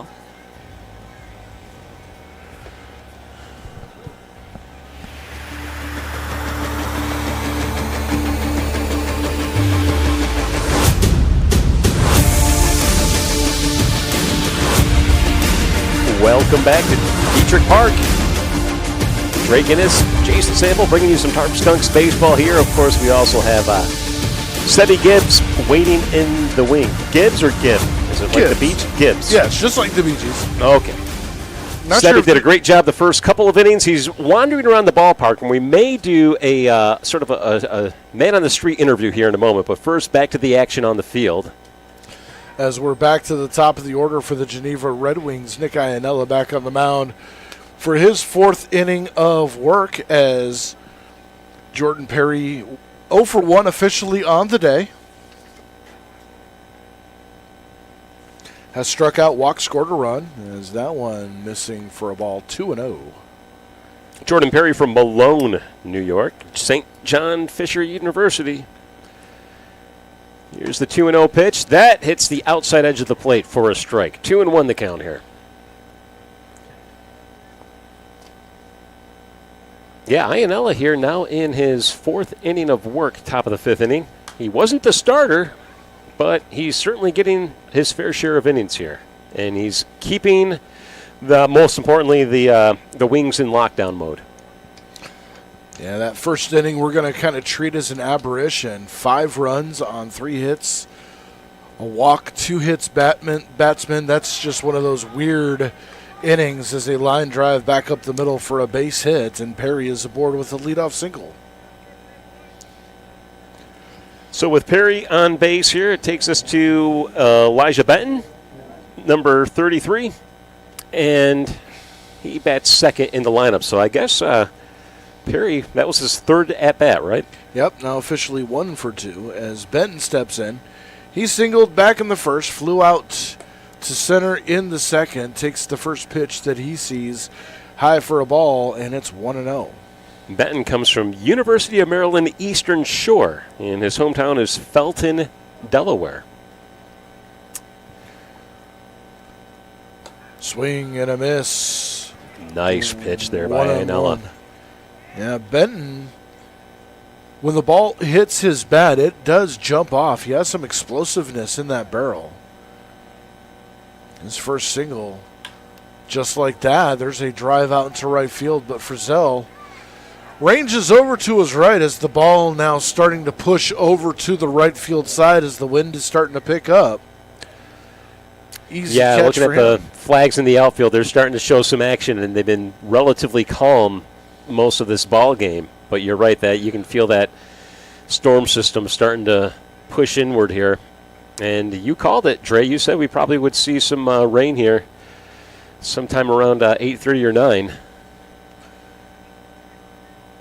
Actually, I called it by the inning. I was like, you know what? It's probably going to be around the 5th inning. I can't believe it's only in 7:50 right now. Yeah, the game's moving a lot faster than you may have anticipated. Absolutely. And the pitch. Swinging, there's a ground ball to third. That could be 2. 2nd to 1. Relay throw on to first. Not in time, but a good try. Weeks to Lagoni, but the relay to Smith just a second too late. Fielder's choice, and Sardu is on base. Perry is gone, and with 2 away, that is going to bring up the designated hitter, Aiken Santana. Santana from Embry-Riddle University, and his hometown is Orlando. And the first pitch he takes is a strike, 0-1. I bet he's glad to be out of the heat and the humidity. And the pitch. There's a fly ball down the right field line, hooking foul just off the fence. My day job, I worked with a videographer on Monday from Orlando, Florida, and we had a really wicked storm system moving in, and we were trying to get outdoor shots, and it just wasn't working because of the weather we were dealing with on Monday. But he said he loved the fact that it was so cool. And I said, well, typically it's pretty humid in Jamestown by the time you get to the start of summer, so we've been fortunate, I guess, if you're somebody who doesn't like sunny weather and a warm breeze. As someone who lived 10 years down in the South, this doesn't compare. No, our summers don't compare to what you get down there. This does not register as humidity. This is more like just a mild annoyance. Well, great job by the catcher for Jamestown, Borchardt, keeping that ball from passing him. Swing and a miss. And the side is retired. Santana goes down on strikes. 1 hit, 1 runner left. We go to the bottom of the 5th inning. Skunks need to get something going here. It's 5-1 Geneva.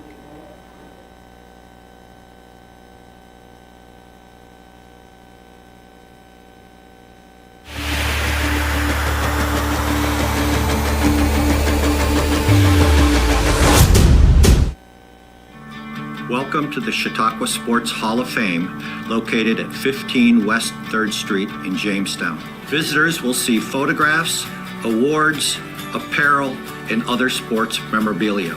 We invite all visitors to stop in the Chautauqua Sports Hall of Fame and learn about the sports history of Chautauqua County.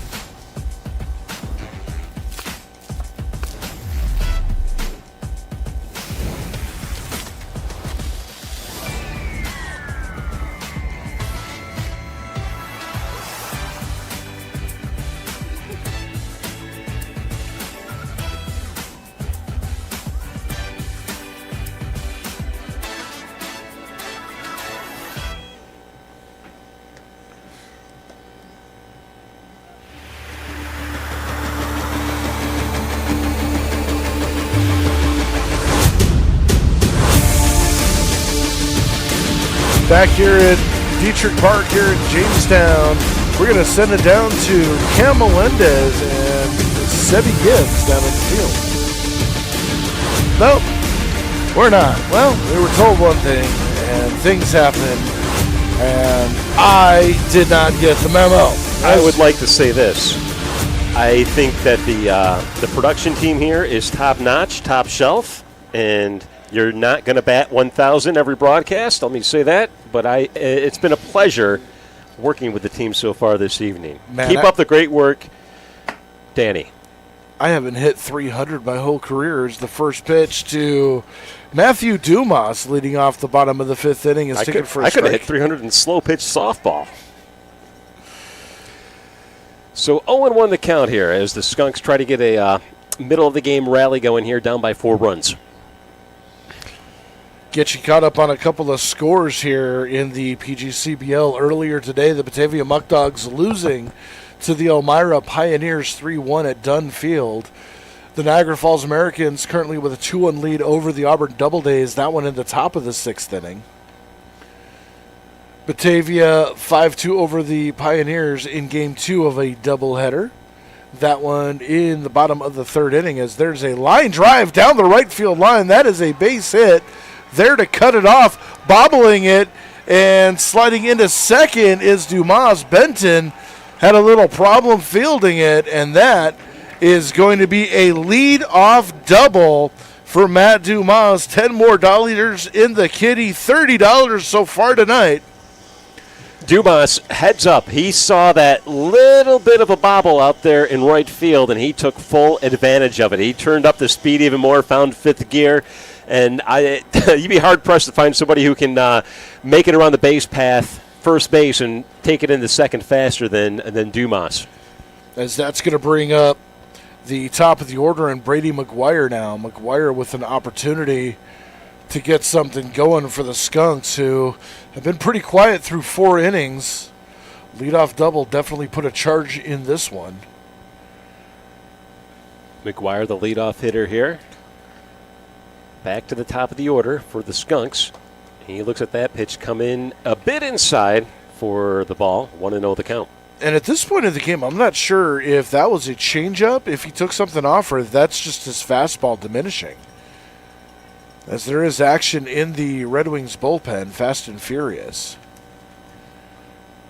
Yeah, Cannon Van Duzer warming up in the bullpen. That one missing outside now, 2-0 to McGuire. McGuire reached on an error and scored a run back in the third inning. Tarp Skunks' only run of the ball game. Dawson Thomas, the pitcher for the Red Wings. He's got to be up to 80 pitches by now, if not more. Get you a number on that in just a second. As that was ball 3. Brady McGuire jumping the gun, had a check.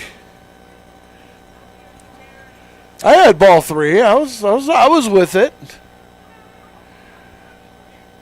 As Dawson Thomas up to 76 pitches in this ballgame so far. He has spun a beauty here. The pitch. Inside, that's ball 4. And now first and second with nobody out for the second place hitter, Nolan Smith. And we're going to have a bit of a conference on the mound now. I mean, give Dawson Thomas some credit being the starting pitcher tonight. Looking really sharp, but we'll see what the manager for Geneva wants to do here. Tom Eaton coming out to talk with his pitcher, see if he has any tank in, but I don't think it's going to happen. Now, we already see Cannon Van Duzer making his way out here to the mound. So I think that's going to do it for Thomas. We're going to have a bit of a warm-up pitch here, and that'll give me an opportunity to share some details about my day job here, only because Patrick Smeraldo, our executive producer, informed me that I should talk about this. By all means. And that would be the, have I told you, good sir, about the benefits of living in Chautauqua County, New York? No, you have not. Well, I don't need to tell you that, because all you have to do is go online to livechq.org and learn all about living in Chautauqua County, New York. There, I've done it. Job done. Now, part of my job is to work with the County of Chautauqua Industrial Development Agency, and we have what we call a talent attraction and relocation campaign that we launched in 2024, just to shed some light on the positive aspects of living in Chautauqua County, including Jamestown, New York. And so we're a sponsor of Collaborative Children's Solutions TV, services, I should say, and we try to help utilize our partners in the Chautauqua County area to shed light on Chautauqua County in all of its glory. And we do some marketing on social media. We also do some television advertisements in major markets across the Northeast. And it seems to be working. People at least are somewhat interested in learning more about Chautauqua County. Of course, this isn't a panacea or a magic bullet by any means. We don't expect the population to surge in the next year or two, but what it does do is help to pique interest into the advantages of living here. We cover outdoor amenities, all the great things that you can do in Chautauqua County, regardless of the season. Summertime is peak outdoor recreation season with all the 250-plus miles of recreational trails we have, and, of course, our 5 lakes. Can you name the 5 lakes of Chautauqua County? No. I can name Lake Chautauqua. That's about it. Well, we also got Lake Erie, which I guess is the you can't- biggest you lake can't- shoreline of. You can't claim Lake Erie. It's already part of the Great Lakes. Well, obviously, though, Chautauqua County is the longest shoreline of any of the counties that border Lake Erie, except for one in Ohio. That's very well. There's also the other shoreline in Canada, but I guess we're not talking about them. We also have Cassadaga Lake, Bear Lake, along with Findlay Lake. And with that being said, we can resume play here. All right. LiveCHQ.org. Check it out. All right, as Nolan Smith checks in now with runners at first and second, nobody out. As the first pitch is a ground ball past the diving DeAngelis at second into right field, a base hit. Rounding third, into score is Dumas, into third is McGuire, and an RBI single for Nolan Smith, and it's 5-2 Skunks. Boy, Smith didn't wait to see what Van Duzer could deliver at all. He took advantage of that first pitch and got it past the second baseman there, who has been showing some great skills out there. Who is that? DeAngelis, the second baseman. He's not too shabby out there, so give the batter some credit for making it past the infield and driving in a run, and now the Skunks find themselves in business. Runners at the corners with no outs, trailing by 3. The tying run now at the plate. As Justin Bremner steps in, the first pitch he sees, cut on and missed for a strike. Power versus power. I don't think you're going to get a lot of finesse out of this. It's just going to be rear back and throw.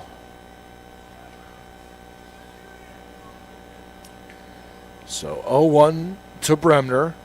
Singled and doubled in this game. Now takes strike 2. 0-2 the count. Finds himself in a hole here. He's got to protect the plate. I can't imagine that Van Duzer is going to give him anything to swing at here on this 0-2 pitch, but sometimes they try to sneak one in on the outside edge of the plate just to... So there's a chop foul at the plate. Count remains 0-2. Smith taking a bit of an extended secondary lead, trying to stay out of a possible double play on a ground ball.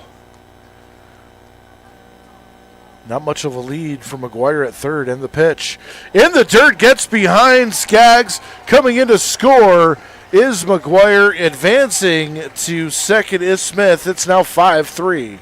Well, we talked about Dawson Thomas having some great control as starting pitcher for the Red Wings. Not so much here with Van Duzer. He gave up a hit on his very first pitch, and now with runners at the corners, he let go a wild pitch that scored a run, advances a runner to second. No double play now, and Jamestown still in business with no outs and trailing now by just 2 runs. And that earned run charged to Thomas. I believe he is still... No, he is not responsible for Nolan Smith, so we can close the book on Thomas. As Justin Bremner now with a 2-2 count.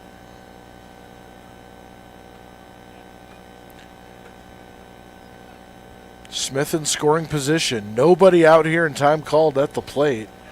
We'll close the book on Dawson Thomas. Spun a pretty good ball game. 4 innings pitched, 5 hits, 3 earned runs given up, 5 walks, 2 strikeouts, 80 pitches. So did what his head coach needed him to do and put in a pretty good performance.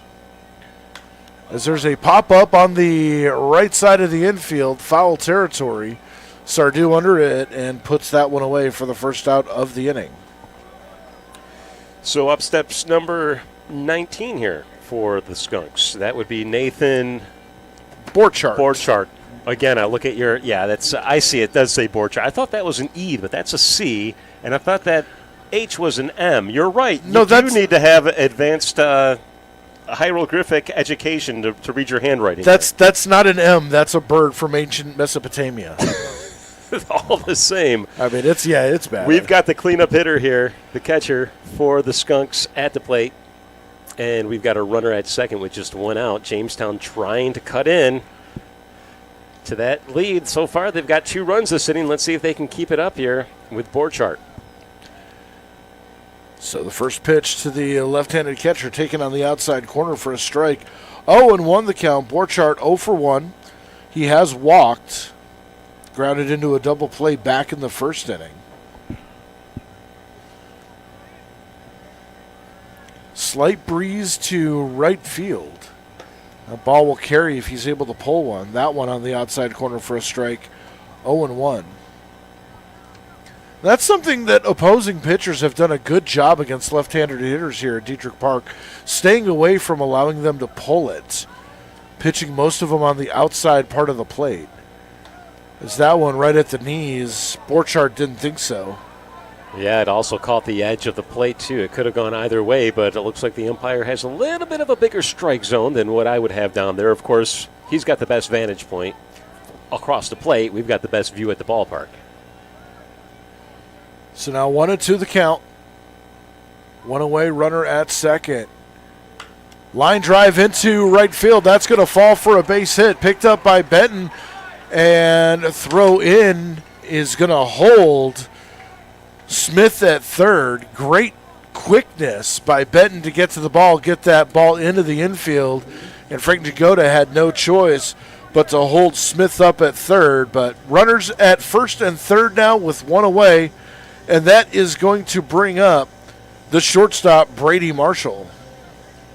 Yeah, Brady Marshall here is going to try to keep things moving forward for the Skunks. Runners at the corners with just one out. What's his number so far this game, Dre? So far on the day, 0 for 2. That pitch was low and in the dirt for a ball. 1-0 the count. Marshall, last time up, had an opportunity with the bases loaded and grounded out on a weak check swing back to the pitcher. So an opportunity, I guess, for a little bit of redemption as the pitch comes in, called strike at the knees. 1-1. 5-6-0 for the Red Wings, 3-7-0 for the Tarp Skunks. Jamestown's done a good job clawing their way back into this one after falling behind 5-0 after one. That one on the outside corner now. 2-1.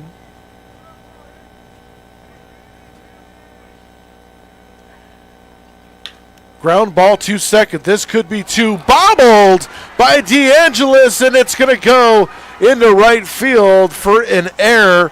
Scoring on that will be Smith. Advancing to third is Borchardt, and Marshall into first on the error at second.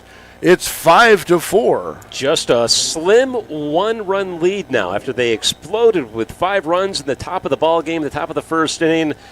The wheels are starting to come off here for the Geneva Red Wings, and the Skunks are just 90 feet away from tying this game up with one out and runners at the corners.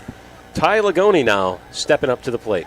Lagoni 0 for 1. He's flown out to left. Ground ball through the Tony Gwynn hole. A base hit into left. Ball game tied as coming in to score is Borchardt. Holding at second is Marshall, and it's 5 apiece.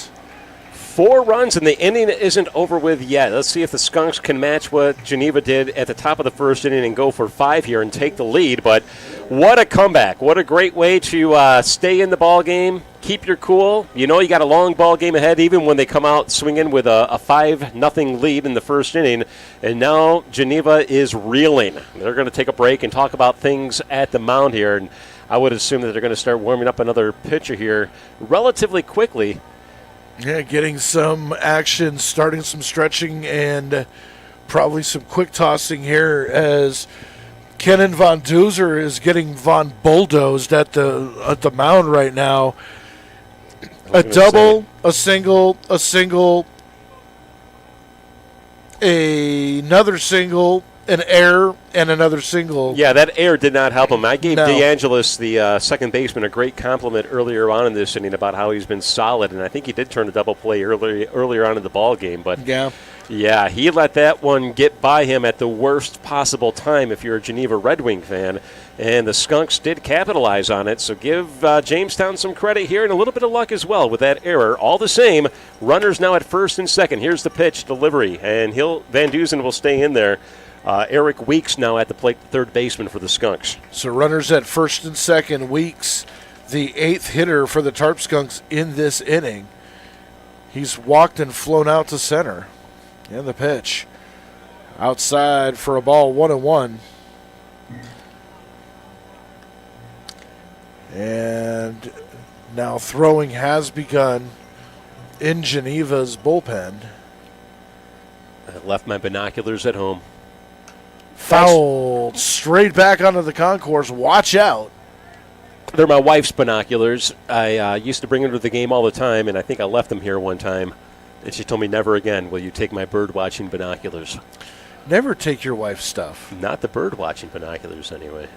So I can't get the number on who's warming up in the bullpen, but Geneva does have somebody out there warming up, and it is a right-handed pitcher. Fouled back into the lights, and look out on the concourse, falling just off the restroom facilities. So Eric Weeks really digging in there, protecting, having a good at-bat here. Trying to work that pitch count up and get something he likes right in his wheelhouse.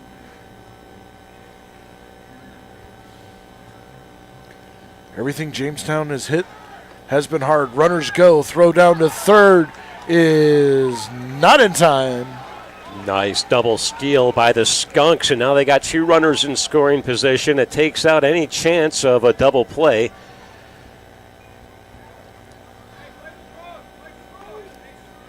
And we got time on the field, I think, just to readjust the third base bag. And no, I think they're gonna. I think they might call. They might call batter's interference.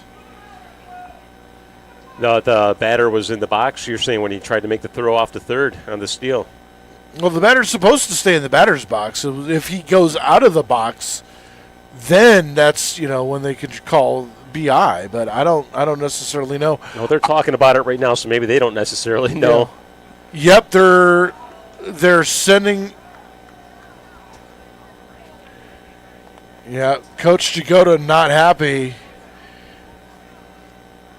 And he's explaining he's in the batter's box. Ooh, he's hot. He better calm down, and he's gone. And he's tossed. They just ejected manager Frank Jagoda from the ball game because he is furious. He is livid. He is using just about every colorful word you can imagine. And now to add insult to injury, he's covering the base with dirt. He is furious. And I tell you, this will fire up his team because they just came back from 5 runs down, 4 runs in this inning. And now to get your manager ejected, they're going to win one for the Gipper at this point is their mentality moving forward.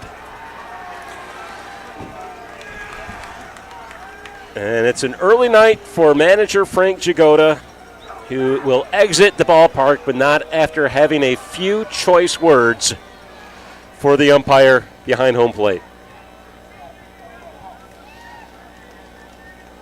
Well, it looks like they called Weeks out on strikes as Nico Frizzell set to stand in. The right fielder is Frizzell. After all that is said and done, the Skunks still have a chance to take the lead here in the bottom of the 5th inning with 2 outs now, runners at first and second. The first pitch to Frizzell taken for a strike, 0-1 the count. An unfortunate set of circumstances here in Jamestown. We'll see how both teams respond. I don't see Jagoda get too worked up either. He was really upset about that, and if he's that upset about that call, you got to almost want to say that he was probably right. Yeah. He was adamant. Very adamant about it. Very passionate about his belief in that situation. 1-1 the count to Frizzell. And the pitch. Swinging, there's a ground ball too short. Picked up by Fleming. Throw on to first. And off the bag. And everybody's safe. I think now the manager for the Geneva Red Wings is coming out here. I don't know if he's going to have a word with the umpire on the infield or not, but he's going to say that the tag was made, and it was hard for us from our vantage point to see if the glove actually made it to the runner's back or not before he stepped on first, but not nearly as colorful as manager Jagoda is manager Tom Eaton. He's going to come out there and have a word or two. Now the umpires are going to talk about this just to make sure they're on the same page. If the home plate umpire, okay, yeah, they're all right. I was going to say, If the home plate umpire overturns that call, I would want to know on what justification he would have had to overturn that call, because he had the same line of sight that we did, which was obstructed. We couldn't see where the tag is. So a good job by the umpires to confer, stick by the call. And I'm even going to say the same thing with the call that Coach Jagoda got ejected on. It's a good call that they stuck together and reinforced each other. It's the first pitch to Cole Swift. It's taken for a strike, 0-1. Swift, the 10th batter in this inning. Bases loaded, 2 outs. In a very spirited ball game, as that one taken inside for a ball, 1-1. Yeah, very exciting 5th inning here. High drama at Detrick Park with the game all tied up now. And the Skunks still trying to take the lead. They did leave runners fully loaded earlier on in the ball game. As that one inside for a ball, 2-1. And you hate to see that happen again. You hate to see any runner left on base, but when you've got the bases juiced and not much to show for it, it's disappointing. Of course, they had plenty to show in this inning, regardless of whether anybody else crosses or not. Well, they did a good job coming back in this game, as there's a ground ball up the middle. Diving stop by the second baseman. Can't get it out of his glove. DeAngelis eats it. Everyone's safe. Coming in to score is Marshall. Gives Swift an RBI single, and it's 6-5. Tarp Skunks. Whole new ball game now. The Skunks now with a 1-run lead after trailing by 5 runs. A very quiet middle of the ball game up until this point here. Explosion in the first inning for the Geneva Red Wings, scoring 5 runs. They've been quiet ever since, but not the Skunks, scoring 1 run in the 3rd inning and now 5 runnings here in the 5th. As Matthew Dumas up for his second at bat of the inning, takes a strike, 0-1 the count. He led off the festivities with a double and scored a run. And now his second at bat in the inning. That one's way off the plate for a ball, 1-1. Van Duzer, the pitcher who came in to start this inning here to spell the starting pitcher, Dawson Thomas, who gave Van Duzer a 4-run lead, and that's been squandered. As that one called strike on a questionable location. That one looked like it was off the black, but 1-2 the count.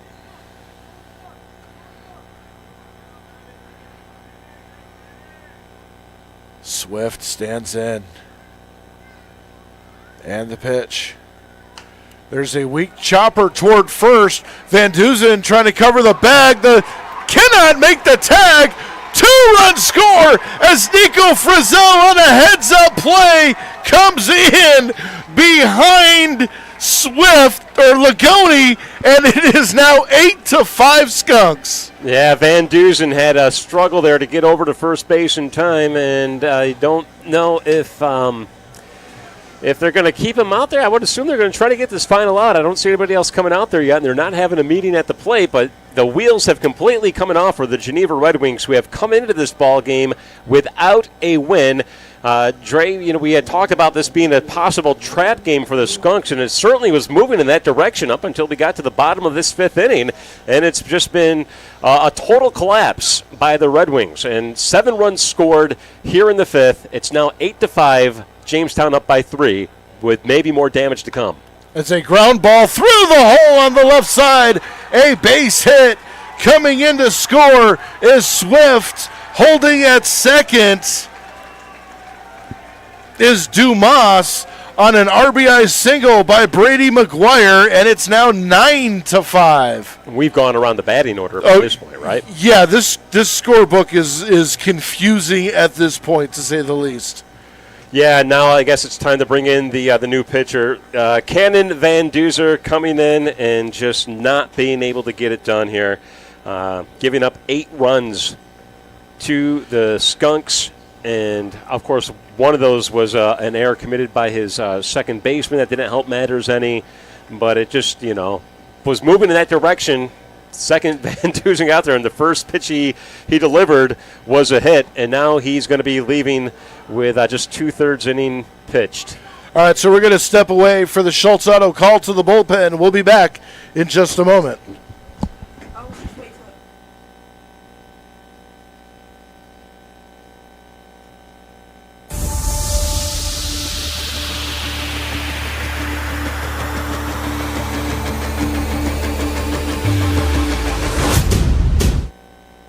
At Southern Chautauqua Federal Credit Union, we believe in supporting our community and helping you achieve your financial goals and strive to make a positive impact for our members and the community. Our mission is to empower individuals with the skills and resources necessary to achieve financial freedom. As our members and the community achieve their goals, we fulfill ours, creating a brighter future together. Southern Chautauqua Federal Credit Union, your partner in financial well-being. Looking to feed the family, the whole team, or just your own hungry self? Honest John's has you covered. We're talking fresh-made subs, crispy wings, and pizza so good you might just start happy dancing. Trust Honest John's for takeout, delivery, and easy online ordering, so you can get the goods without lifting more than a finger. Or stop in for our famous all-you-can-eat pizza buffet. From crispy wings to cheesy pies, Honest John's satisfies. Order now at honestjohns.pizza.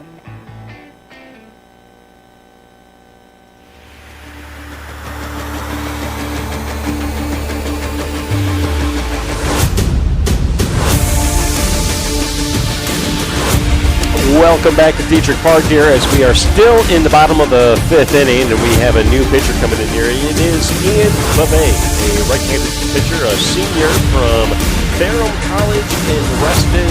His hometown is Reston, Virginia. I really am not sure where Ferrum College is located, but here he is now in Jamestown trying to get his team out of a very, very, very rough inning.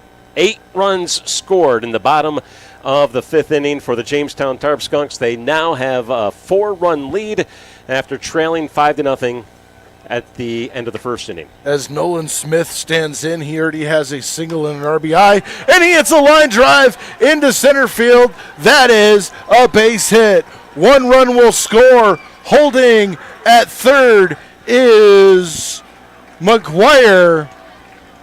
And an RBI single, his second of the inning, and it's now 10-5. 9 runs scored in this inning. 9-run inning is it's hard to get 9 runs in a ball game, let alone in a single inning. Yet the Tarp Skunks have found a way to do it, and this crowd is energized. And like I said, I think that they want to win one for the coach. Frank Giacotta was ejected after a questionable call. It probably could be 1 out if he was right about that call. But right now, here we are with 2 outs. As stepping in is Justin Bremner, cuts at a changeup for a strike. 0-1 the count. Bremner's had a pretty solid day so far. 2 for 3. A single, a double, and popped out the third. Would like to get his third hit here and an RBI. And the pitch. Swinging, there's a line drive into left field, but right at Briggs. He makes the catch, and finally, the inning is over. But what an inning it was. 9 runs on 9 hits. 2 runners left on base. We go to the top of the 6th inning. It's 10-5 Jamestown.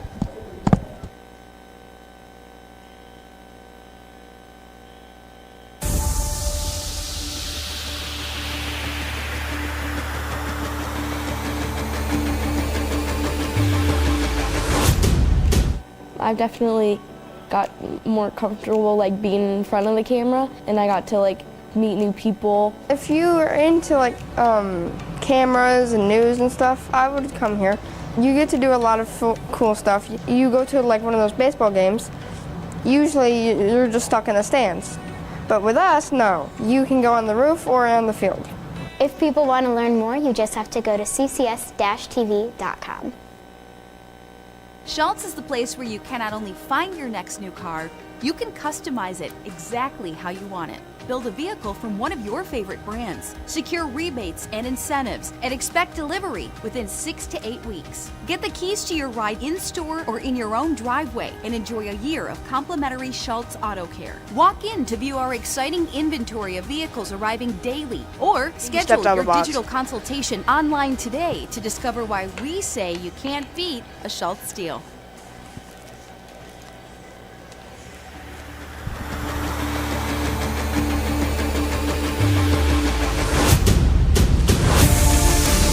Well, rain wasn't due here at Detrick Park till about 9 o'clock, but the bottom of the 5th inning saw the runs rain down. 9 runs on 9 hits. See the Jamestown Tarp Skunks take a 10-5 lead, and Nick Iannello still out on the mound.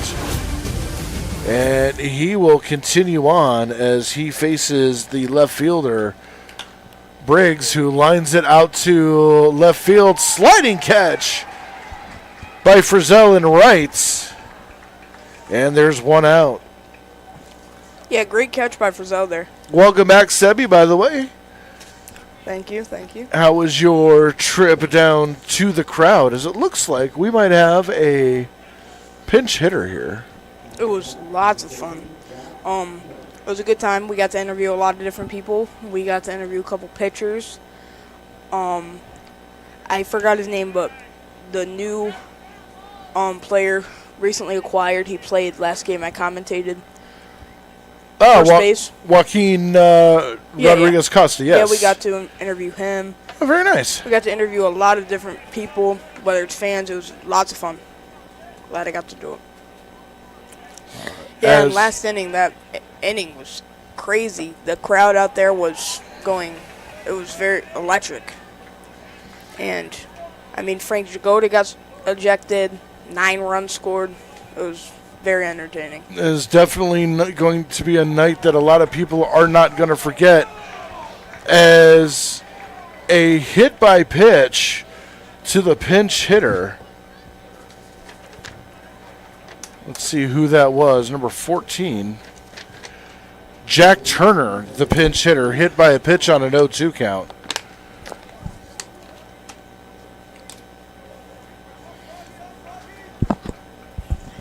As that is going to bring up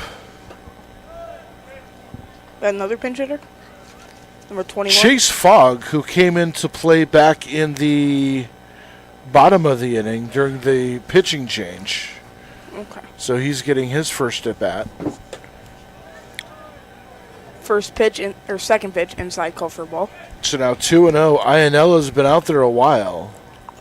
He's done a fantastic job, though, coming in and shutting down the Red Wings. Yeah, he's been out there for what, 4 innings? Starting his 5th, as that is a wild pitch that's going to go to the backstop. But the runner only goes 1. So Jack Turner, who's in for Buca, out to second base. And it's 3-0.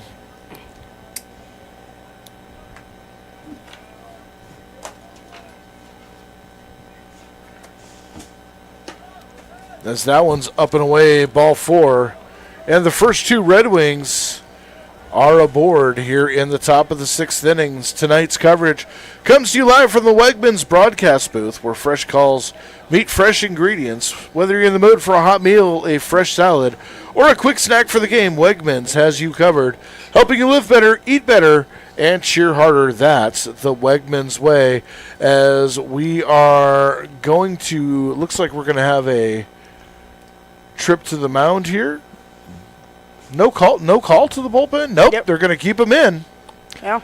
So, Frank Jagoda's ejected. Who is the assistant head coach? I'm not too aware of that. I have it on a roster somewhere. That's my fault. I should have it. I will get that by the next inning. Okay. Let's see. So as Nick Iannello will stay in. And this should be... This is Skaggs, the catcher. Skaggs. 1 away, 2 on here on the first pitch, taken for a strike. 0-1 the count.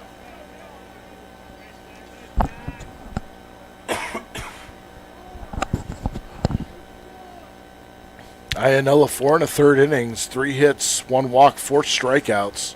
It's already up to 49 pitches. So that's check swing foul off the ramp, and it's 0-2. So last inning, obviously I didn't get to watch all of it because we were interviewing, but did they go through the batting rotation multiple times? Just one time. They sent, I believe, 12 or 13 to the plate, as that one's fouled off, just missing the light stand and out of play. Remains 0-2. Yeah, they sent 14 hitters to the plate in that bottom of the 5th inning. Wow. And the pitch. Curveball called. Strike 3. Fogg goes down looking for Waldo. And with 2, or make that Skaggs goes down. And with 2 away, that's going to bring up the extra hitter, Anthony Bowerman, or make that Tim Bowerman. As that is going to end Nick Ianello's day. We're going to take a break. This Schultz call to the bullpen. We'll be back in just a moment.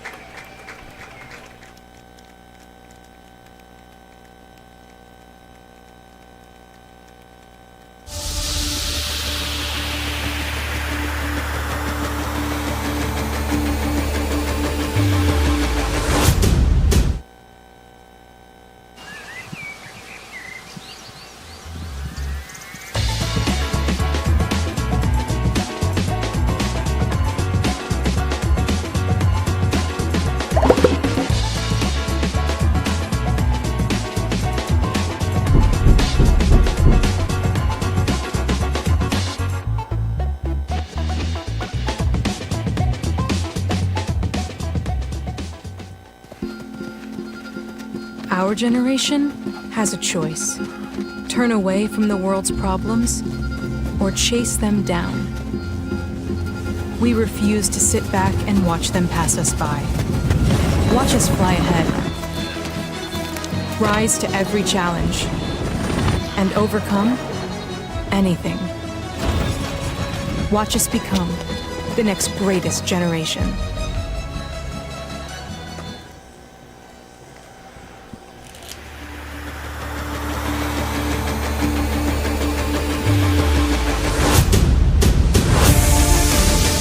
Mark Holm, the new Tarp Skunks pitcher, coming in for Nick Ianella, who had a beauty of a performance. 4 1/3 innings pitched. He gave up no runs, 2 hits, or make that 3 hits, struck out 4, and really stopped the bleeding when the Jamestown Tarp Skunks needed it early in this game. He would be in line for the win, and the new pitcher on the mound, left-hander Mark Holm. He comes in with an 0-2 record, 0 ERA, a 3.64 WHIP, 2 2/3 innings pitched, 2 hits, 2 runs, both earned, or none earned, 6 walks, 3 strikeouts. So he's given up some runs, none earned. And it was, I think, his first appearance against the Batavia Muck Dogs in Batavia in the extra inning. It was his first appearance in that 10th inning where the ghost runner at second that they put at second base in the extra inning came back to score. So, Okay. all right, so with 2 outs, that's going to bring up a pinch hitter who hits that ball foul down the right field line. Let's see if we can get a name on number 36. Zach Banks. Lefty. Zach Banks Is an outfielder. coming in for Bowerman. And he fouls off the first pitch he sees. Holm comes in, takes something off that one. Taken for a strike, 0-2 the count. Beautiful pitch. As the Red Wings have runners at first and second.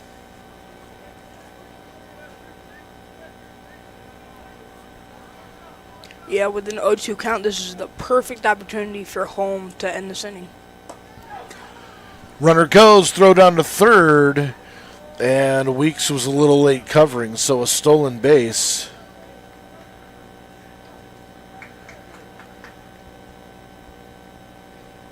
So Fogg stays at first.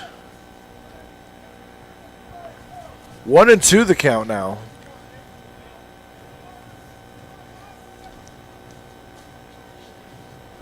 Yeah, Zach Banks all the way from Florida.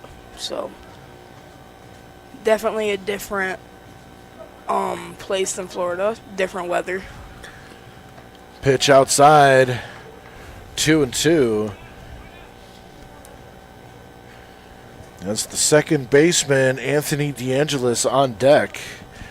DeAngelis would like to have portions of that bottom of the fifth inning back. And the pitch fouled back right below the TV guys. They didn't even notice. 2-2. About 10 feet to the left, and that would have been right in here.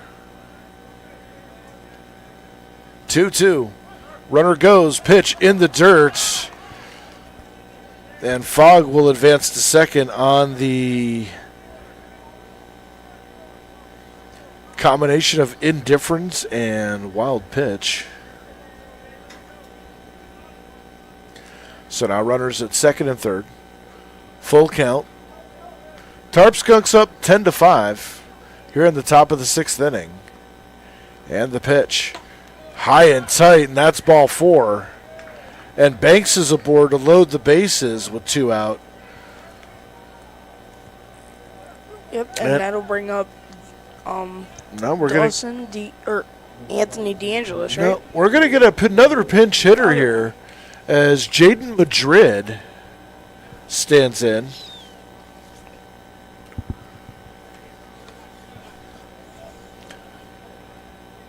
Madrid, 5'6" junior, 135-pounder out of Greece, New York, goes to Emmanuel University. Yeah, definitely a smaller hitter. Popped up foul right side in the stands. Yeah, Madrid is only 5'6", not any shame, but definitely smaller for a hitter. Well, he's definitely one of those get-on-base type hitters. Yeah, speedy. Speedy, small strike zone. Yeah. Prone to walk a lot. And the pitch. Swinging, there's a line ground ball to short. Picked up by Marshall. Throw on to first in time. And the side is retired. No runs on 1 hit. 3 runners left on base. We go to the bottom of the sixth inning. 10-5 Skunks. 25, that's...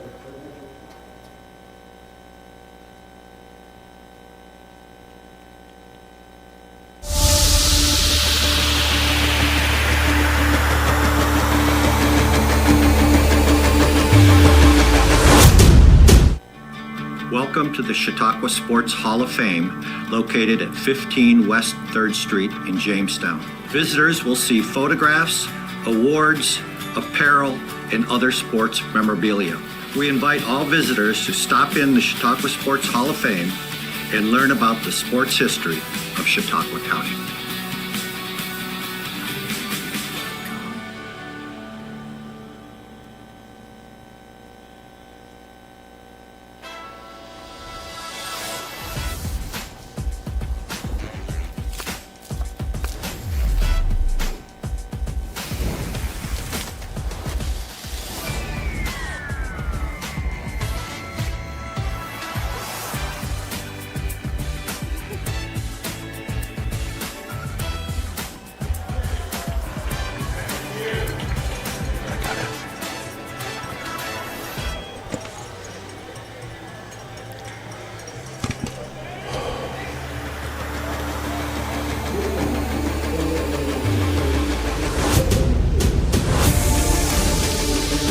Welcome back to Detrick Park as Ian Bebe beginning his second inning of work. Some changes defensively to be aware of for Geneva.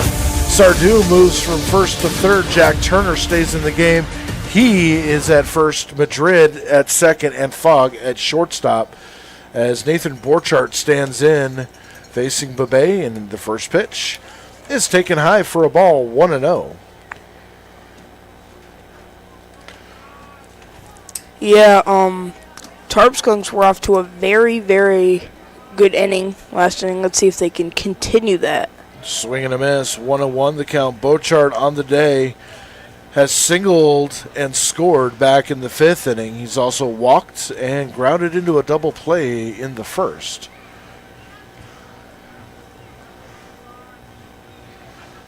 And the pitch. Fouled back. 1-2 the count. Marshall on deck would be next.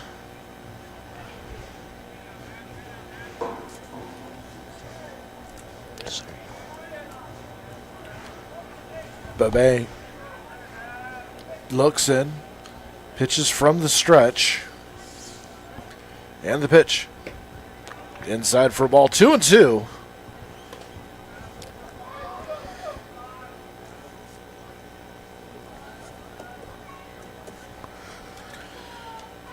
Borchardt standing in. Middle infielders playing a step off the outfield grass as they pop up on the infield. Coming in is Madrid, letting everybody know he has it, and puts it away for the first outs of the inning. Madrid left no doubt. It was going to be his ball, and I fear for whoever was foolish enough to step in front of him.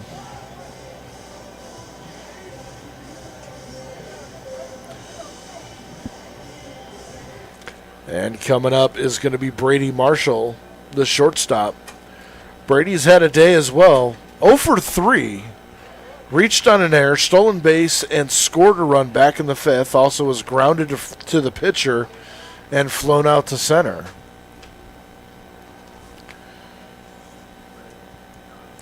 Stands in, and the curveball catching the outside corner for a strike. Now 1-1. Ty Lagoni on deck.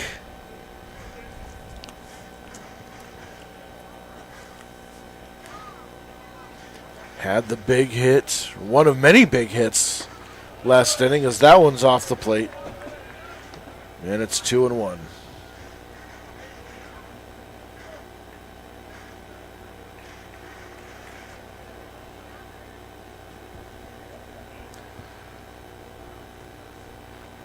Two and one, the pitch. Taken on the outside corner now. 2-2 the count. Yeah, but Bay's just been painting that outside corner. He's doing it pretty well. It's the second time he's done this inning. He's definitely a different type of pitcher than our previous contestant, as there's a ground ball to short. Throw on to first, just in time to get the speedy Marshall. And there is 2 away. Batting next, second baseman, Ty Lagoni. Yeah, Kenan Von Duzer, definitely not a finesse type pitcher, just rear back and fling it. As where Bebe, definitely more of a frame job artist. Likes to paint the corners. Auburn leading the Niagara Double Days, or make that Auburn leading the Niagara Falls Americans 4-2, bottom of the 7th inning, as the first pitch to Lagoni taken for a strike. 0-1 the count. Bottom of the 7th at Falcon Park, so the Americans in danger of dropping their second consecutive after winning their first 6, as that one's way off the plate for a ball. 1-1. Nice curveball, just too far off the plate. Batavia beating Elmira in Game 2 of a doubleheader, 11-2. That one in the bottom of the 5th inning. Newark beating the Ironbacks in Canada. As that just popped up behind the Grand Slam, I believe. Stand, I believe. 8-3, bottom of the 6th inning in that one. And then everything over in the East, Mohawk Valley with a 4-1 lead over Boonville. Glens Falls with a 6-1 lead over Amsterdam. And Socrates beating the Blue Sox 3-0 that one in the bottom of the 7th. 1-2 to Lagoni here in the bottom of the 6th inning. As that one caught the outside corner for a called strike 3. Lagoni doesn't believe it, but that is going to do it for the 6th. Nothing doing for the Skunks. We go to the top of the 7th. It's 10-5 Jamestown.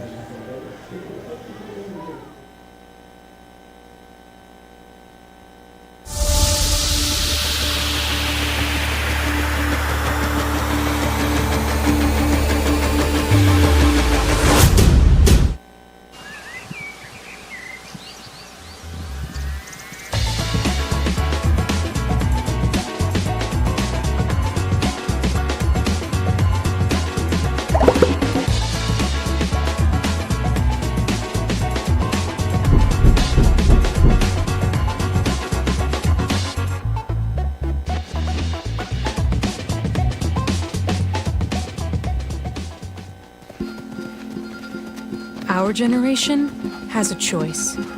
Turn away from the world's problems or chase them down. We refuse to sit back and watch them pass us by. Watch us fly ahead.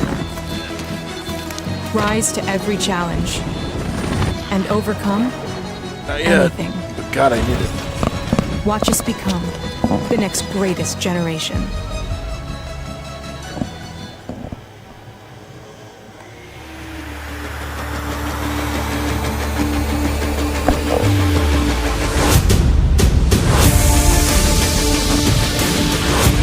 Seventh inning summary presented by Schultz Auto Group, a proud sponsor of the Jamestown Tarp Skunks. Visit any of our locations in Jamestown or Warren or online at schultzauto.com. Well, the summary is simply this: Geneva opening up to a 5-0 lead as Cohen Harris had a rough start. Nick Iannella coming in, closing the door, and cruising. The Tarp Skunks putting up 1 in the third, 5 in the ninth, and have a 10-5 lead as Mark Holm, his first pitch to Perry, leading off here in the top of the 7th inning, is way inside. For Perry, walked, struck out, singled, and was picked off back in the 5th.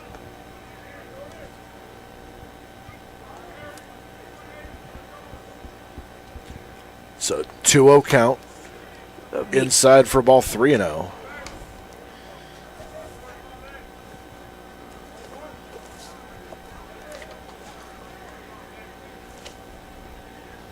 Holm pitching from the extreme third base side of the rubber. As that pitch missing somewhere for a ball, and a 4-pitch walk to start the inning for Jordan Perry, and that is going to bring up the right fielder, Elijah Benton. Anyone interested in NBA Finals? Indiana Pacers leading the OKC Thunder 20-12. Thunder take a full timeout with 7 minutes left in the first. First pitch to Benton popped up. Shallow right field. Ligoni calls it, makes the catch, and there is one away here in the top of the 7th inning. Didn't have to let everybody know as much as Madrid did. Yeah.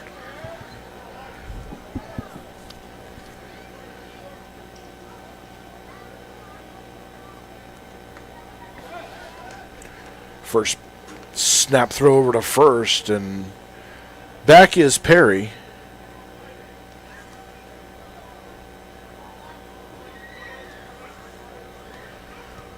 Allende Gill, the bench coach, taking over for Coach Jagoda, as that one cut on and missed.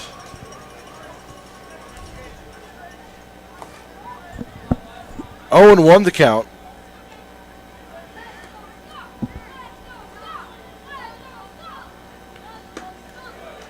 Pitch just under the knees, apparently. 1-1 the count. Sardou hit by a pitch.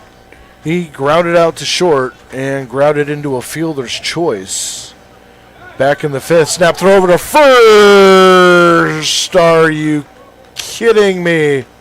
That was close.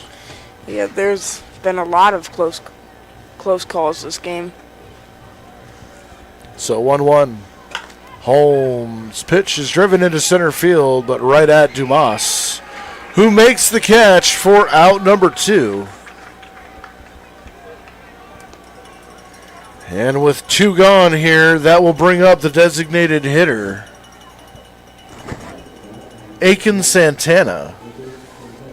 Santana, who also hit by a pitch and scored back in the first. Singled and struck out, so officially 1 for 2 today. As Holmes' first pitch taken low for a ball. 1-0.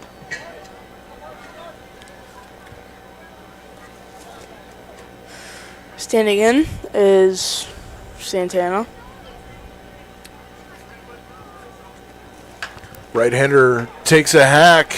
Sends it out to right field. Frizzell underneath it, gloves it, and puts it away for the final out of the top of the 7th inning. Take a break with the 7th inning stretch, courtesy of the Southern Chautauqua Federal Credit Union, where they impact lives, empower future, and achieves results. Whether you're banking in person or online, SCFCU is proud to serve the Chautauqua County community. Learn more at 665-7000.com, and let's hear it for the Tarp Skunks as we take the 7th inning stretch break. We'll be back, 10-5 Skunks with the lead.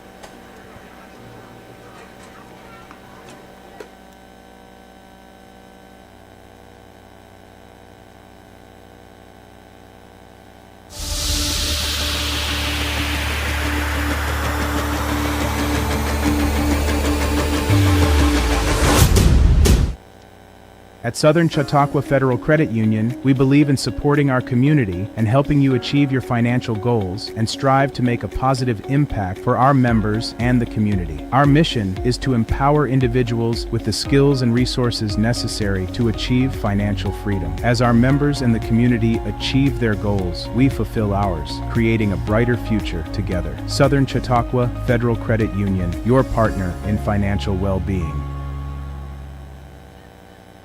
Looking to feed the family, the whole team, or just your own hungry self? Honest John's has you covered. We're talking fresh-made subs, crispy wings, and pizza so good you might just start happy dancing. Trust Honest John's for takeout, delivery, and easy online ordering, so you can get the goods without lifting more than a finger. Or stop in for our famous all-you-can-eat pizza buffet.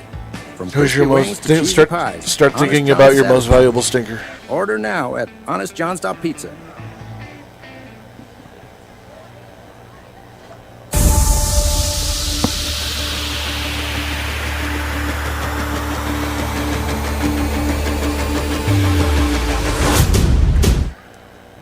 Tarp Skunks come into the bottom of the 7th inning, leading 10-5. A 9-run 5th inning for the Skunks. That turned around what looked to be a tough game after 1 inning. Geneva with a 5-0 lead, but the Skunks fighting back and putting up a massive crooked number of their own. As Eric Weeks stands in, strikeout, flat out to center, walked. And the pitch, way outside for a ball. That'll make the count 1-0, 2-0, excuse me. It's Weeks for Zell Swift here in the bottom of the 7th.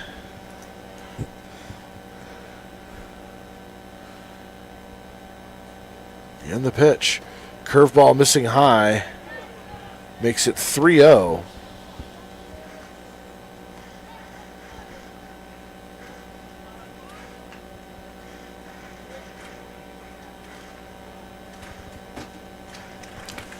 So 3-0 the count and the pitch. Taken for a strike on the outside corner. 3-1 now.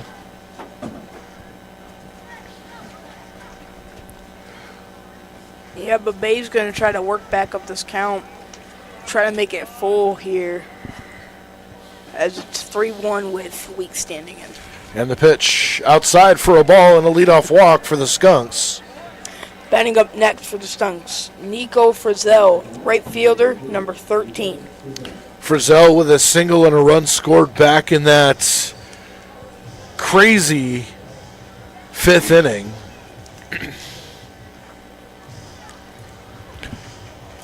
So far, Babay, an inning and a third, a hit and a walk and a strikeout.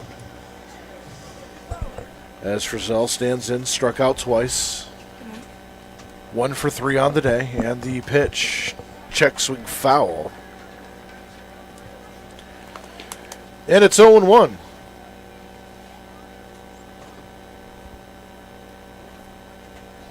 Swift on deck. He will be next.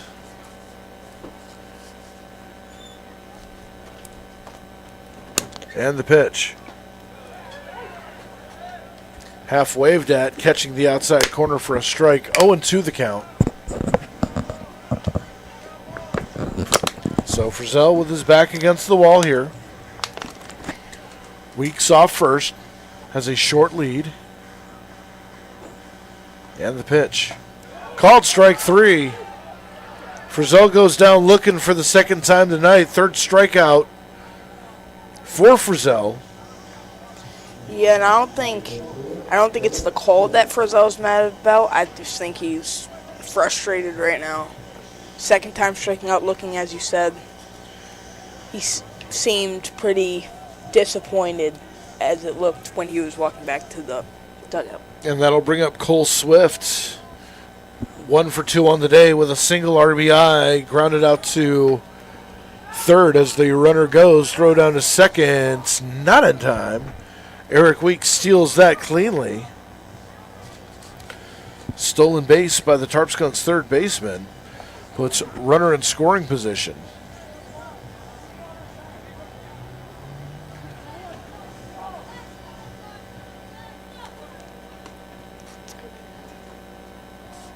The pitch was called a ball. 1-0 the count. As Weeks takes his lead off second. The pitch swinging. There's a pop-up into shallow right. Coming in to call it is Benton. Makes the catch. And Weeks takes a couple steps back to the bag. Not deep enough for an advance. And with 2 away, that is going to bring up the center fielder, Matthew Dumas. 2 for 3 on the day with a couple of runs scored, couple RBIs. Good day for the speedy center fielder.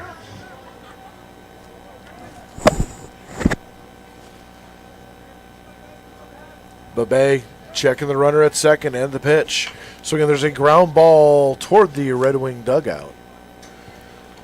Fouled away for strike 1.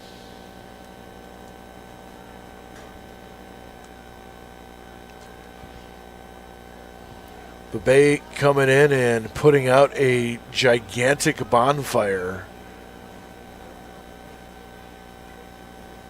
back in the 5th inning as Weeks takes a big jump. Curveball missing off the plate. 1-1. Kenan Van Duzer had a day that he is going to want to forget. 2/3 of an innings, 7 hits, 7 runs, 5 earned. He faced 10 batters through 35 pitches and just got rocked as there's a line drive down the left field line. Just foul. And that probably would have been a triple for Matthew Dumas. That could have been. That was fouled by maybe 6 inches. Yeah, and if that was fair, that would probably roll about to the left field beam. Yeah, if it gets to the wall, even into the corner, yeah, triple for sure. Possibly even talking about an inside the park home run, depending on where in foul territory it would have landed.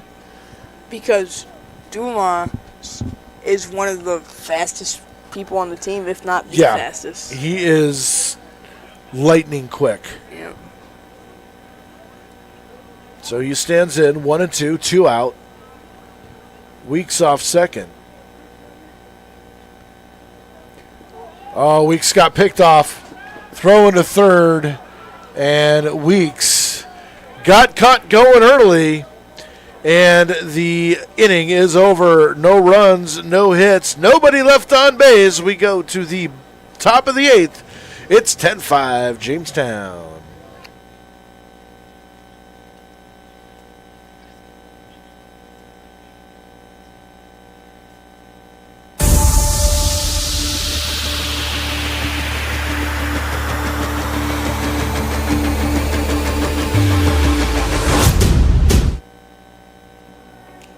I've definitely got more comfortable like being in front of the camera, and I got to like meet new people. If you are into like cameras and news and stuff, I would come here. You get to do a lot of cool stuff. You go to like one of those baseball games, usually you're just stuck in the stands. But with us, no. You can go on the roof or on the field. If people want to learn more, you just have to go to CCS-TV.com. Schultz is the place where you can not only find your next new car, you can customize it exactly how you want it. build a vehicle from one of your favorite brands. Secure rebates and incentives and expect delivery within 6 to 8 weeks. Get the keys to your ride in-store or in your own driveway and enjoy a year of complimentary Schultz Auto Care. Walk in to view our exciting inventory of vehicles arriving daily, or schedule your digital consultation online today to discover why we say you can't beat a Schultz deal.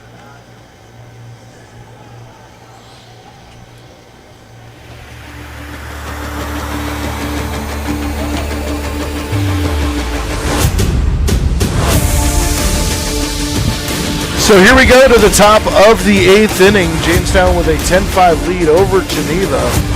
Again, the Tarp Skunks on the road at Batavia tomorrow, in Auburn on Sunday for Father's Day, off Monday, Tuesday, in Niagara next Wednesday, and we're not back here at Detrick Park until next Thursday, June 19th, as the Niagara Falls Americans come back in. New pitcher on the mound for the Jamestown Tarp Skunk is Daniel Thomas, as it looks like we have another pinch hitter for Geneva. It's Braden Freeman, 6'3", 205-pound senior out of Jackson State University, Terry, Mississippi.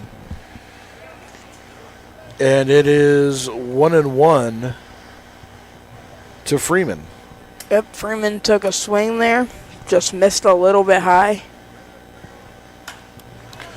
There's a ground ball towards short, picked up by Marshall. Throw on to first in time by a half a step to get the speedy Freeman.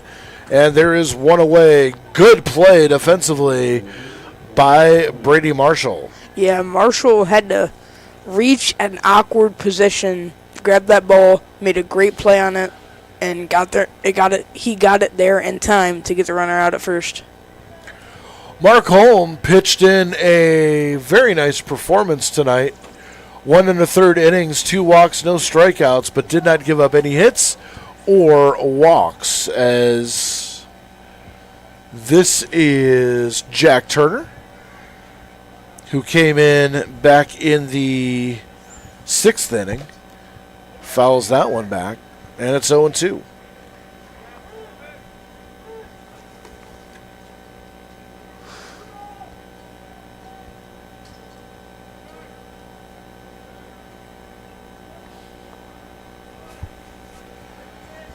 Thompson has been one of the best Tarp Skunks arms coming out of the bullpen.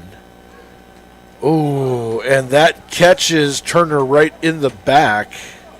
I got to stop saying things like that right before someone throws. Yeah, another update on this OKC Pacers game. OKC has went on a run. It's 27-26 Indiana with 3 minutes left in the first. Good game in Game 4, NBA Finals. Daniel Thomas coming in with a 1.50 ERA. Whip it right around 1. As the first pitch to Fogg, taken for a strike. 0-1. Fogg came in back in the 6th inning. He walked, advanced to second on a wild pitch, and was stranded. Runner goes, cut on a miss, throw down to second. Not in time. And Turner steals second, gets himself into scoring position. And Fogg with an 0-2 count.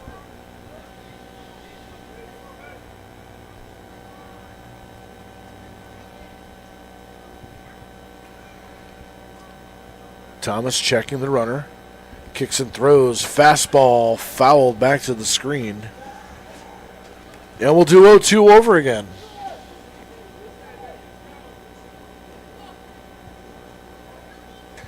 Top of the 9th inning, Sebi and I will talk about our most valuable stinkers of the ball game, and quite a few to choose from here tonight.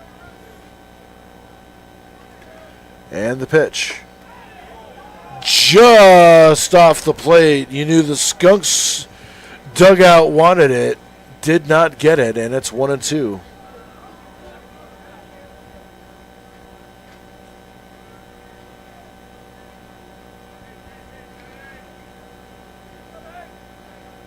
The 1-2 pitch.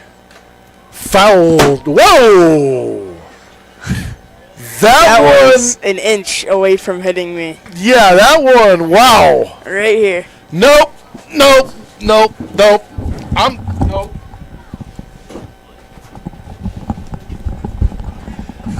Okay, no, now I'm standing up. Now they got me standing up. That was extremely close. You're not supposed to do that as a right-hander. Is that one in the dirt?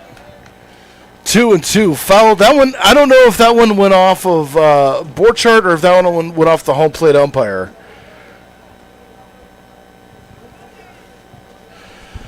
But, wow. Oh.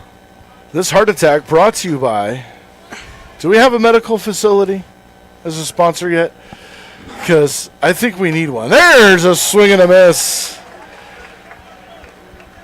And the second out of the inning.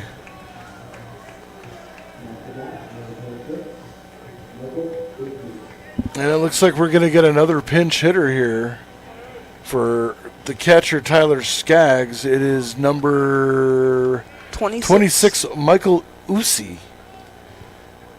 Yeah, that's crazy how close that foul ball got. Yeah, I don't like that. I know. Right-handed hitter swinging. There's a line drive down the right field line, hooking foul. And a loud strike to start the at-bat for Usi.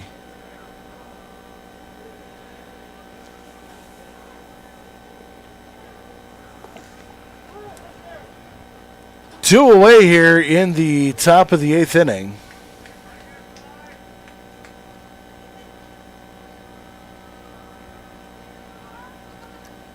And the pitch up high for a ball. 1-1.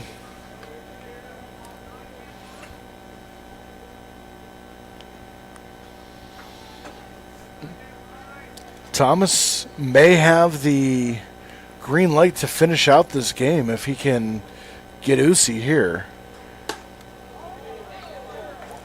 All right. That was called a ball. Yeah, I'm not sure where that missed.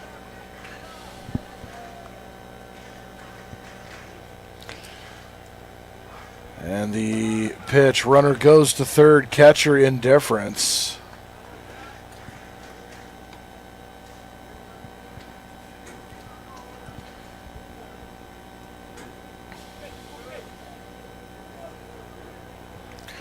Three and one the count. Runner at third now for the Red Wings as that one's off the plate for a ball. And with two outs,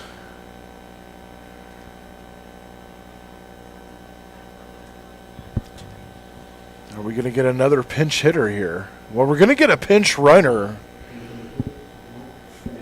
And that pinch runner is going to be Jules Conti. He will pinch run for Usi.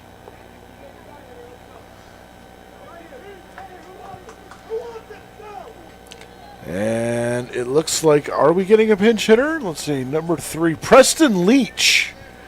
No. Number 36. Number 36. No, we got a different one. Hold on.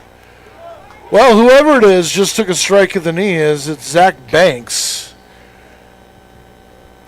Banks, who came in back in the sixth inning. So, yeah, it's hard to keep track about with all these pinch hitters that they're putting in. Yeah, a lot of moving parts in these last couple innings, but we got it locked down now as Banks locked down to an 0-2 count. I mean, honestly, this is what Geneva needs to be doing. High drive into right field. Frizzell underneath it. He gloves it, and the side is retired. No runs on no hits. A couple of runners left on base. We go to the bottom of the eighth inning. It's still 10-5 Skunks.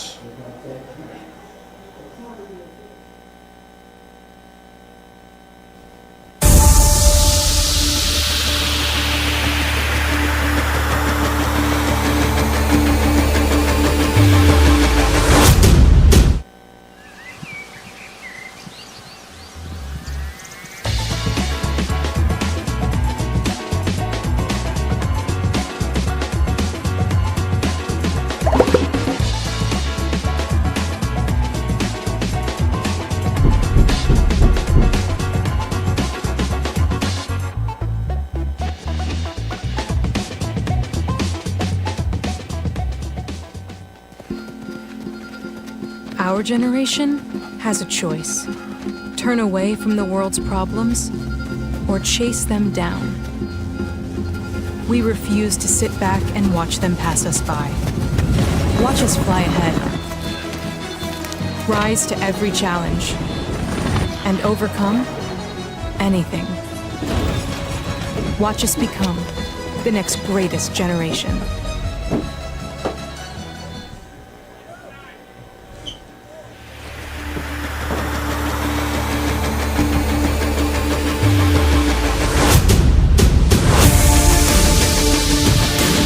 Today's game comes to you from the Wegmans broadcast booth, where community comes first. Wegmans is committed to serving you and the teams and community's love. From the baseline to the produce aisle, Wegmans is rooted in relationships, quality, and care. And speaking of relationships, quality, and care, the relationships that the Jamestown Tarp Skunks have with the quality at-bats that they had in the fifth inning had people care about this game as they took a 10-5 lead all the way back in the fifth. I really stretched for that one. I mean, that was a prime example of verbal gymnastics at its finest as Matthew Dumas steps in. Yeah, he was at the plate when Weeks was thrown out. Yeah, Weeks got caught. He had to leave the bag early because he was about to get checked and just got caught in a pickle. So 1-0 to Dumas, who has gone 2 for 3 on the day. Couple of runs, couple of RBIs, has had a spectacular day. Takes that one on the inside corner for a strike. 1-1 the count. Yeah, that's another great job of Babay painting these outside corners. He's doing a great job at that tonight, excuse me. Swinging, there's a line drive out to right field. Drifting over is Benton, who makes the catch. Dumas gave that one a ride in the jet stream, but Benton was there, put it away for the first out of the inning. We go back to the top of the lineup for Brady McGuire. McGuire 2 for 4 with a couple of runs scored. RBI back in the 6th inning.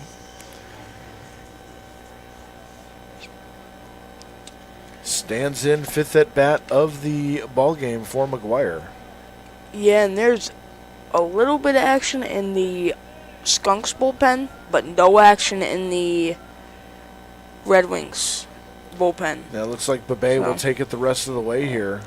And as I was going to say last game, before the inning ended, the Geneva Red Wings, they are doing a very good job at substituting players with this limited roster, because that's what they need to do. They have so little people that everyone's going to have to play, so no one gets gassed. No one plays a full game and is burnt out and can't play a game, because that would hurt them very bad, especially a key player. Line drive down the left field line. That is a base hit.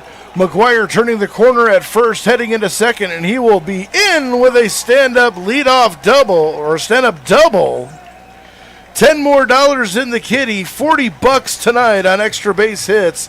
CCS will donate $10 to charity for every extra base hit here at Detrick Field. The Tarp Skunks hit this season, and 4 extra base knocks tonight, $40 in the kitty, and the charity is looking good as Nolan Smith steps in for his next at bat. He is 3 for 3 on the day with a walk, a double, a single, another single, 2 RBIs, and a run scored. So he's had a little bit of a busy day, and his uniform is not even dirty.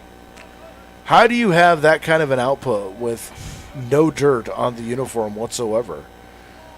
As McGuire almost fell into the same trap as Eric Weeks and got picked off second base.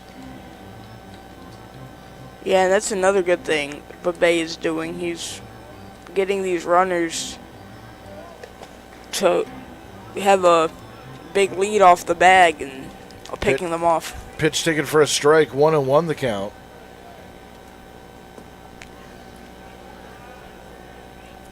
So 1-1, one away here We're in the bottom of the 8th inning.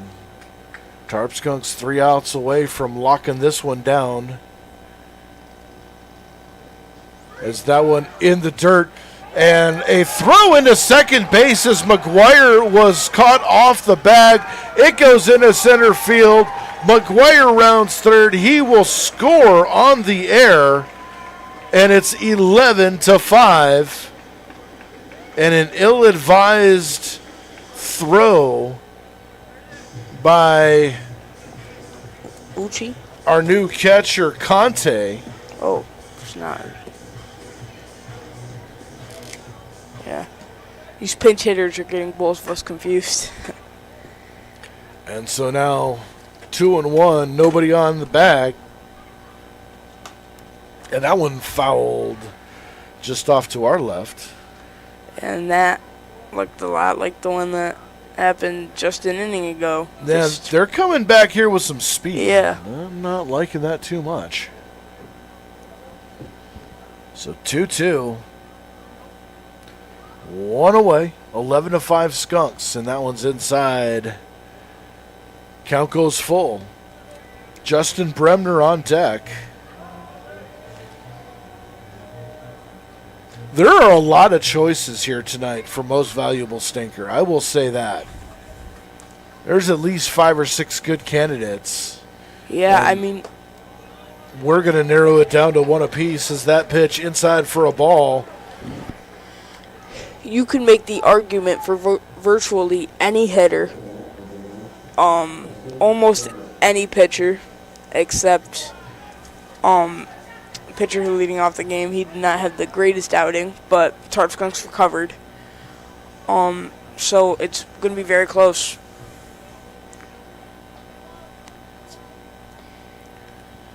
And we will be announcing them at the top of the next inning, top 9th. So now Justin Bremner stands in. Takes a strike on the inside part of the plate. 0-1. Bremner, 2 for 4 tonight. Has a single, a double, popped out to third, flew out to left. His 5th at bat of the evening. He's the only one that has not scored a run for the Tarp Skunks in the starting lineup, as that one's grounded foul down the third baseline. We'll make that him and Weeks. Everybody else on the team has scored. So maybe he'll have to do laundry. I don't know how they figure that out in the clubhouse anymore.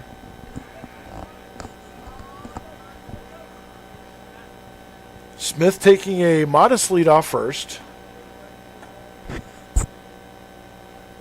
The 0-2 pitch. Curveball, there's a line drive past the first baseman Turner into right field. That is a base hit. Rounding second and pulling into third is Smith. Bremner with his 3rd hit of the night, and that puts runners at the corners with 1 away. And the 4th place hitter, Nathan Borchardt, coming up to the plate. Yep. Bremner found the exact right place to place that ball. Just got it right past the first baseman, got the single, and got Smith onto the third. Yep, it was just a little off-speed pitch off the plate. Didn't try to do too much at it. Threw the bat head, took it the other way, and it went right past the glove of Turner. So now with 1 away and 1 on, Nathan Borchardt, the catcher, stands in for his 5th at bat of the ball game. Takes the first pitch he sees for a ball. 1-0 for Borchardt. 1 for 3. He's walked and singled, scored a run. Babay kicks and throws, pitch in the dirt for a ball. 2-0.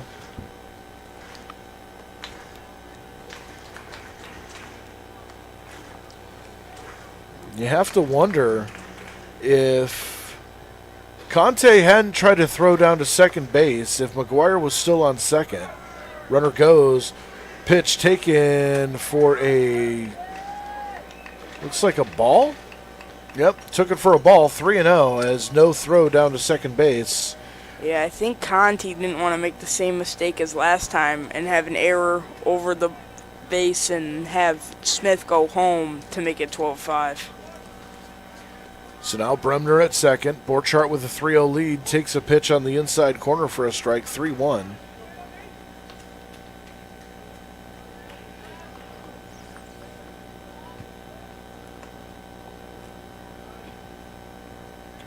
On deck is Brady Marshall. Babay looking to make it full. And the pitch. Buckled the knees at the plate of Borchardt there. Fills up the count 3-2. Going back to what I was saying, I'm not sure if that would have been a single if McGuire hadn't, or if Conti hadn't tried to throw it down to second. As there's a high drive, right field, toward the line, and over to make the catch is Benton. Tagging and scoring on the play is Smith. Bremner tries to score behind him, and just not enough speed. But 2 runs on 2 hits. Nobody left on base. We go to the bottom, or let's make that the top of the 9th inning. It is now 12-5 Skunks.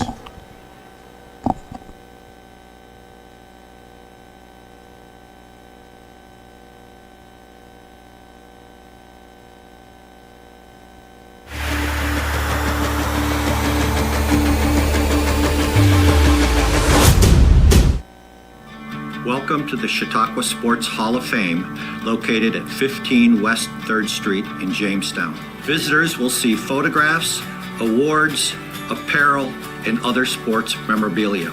We invite all visitors to stop in the Chautauqua Sports Hall of Fame and learn about the sports history of Chautauqua County.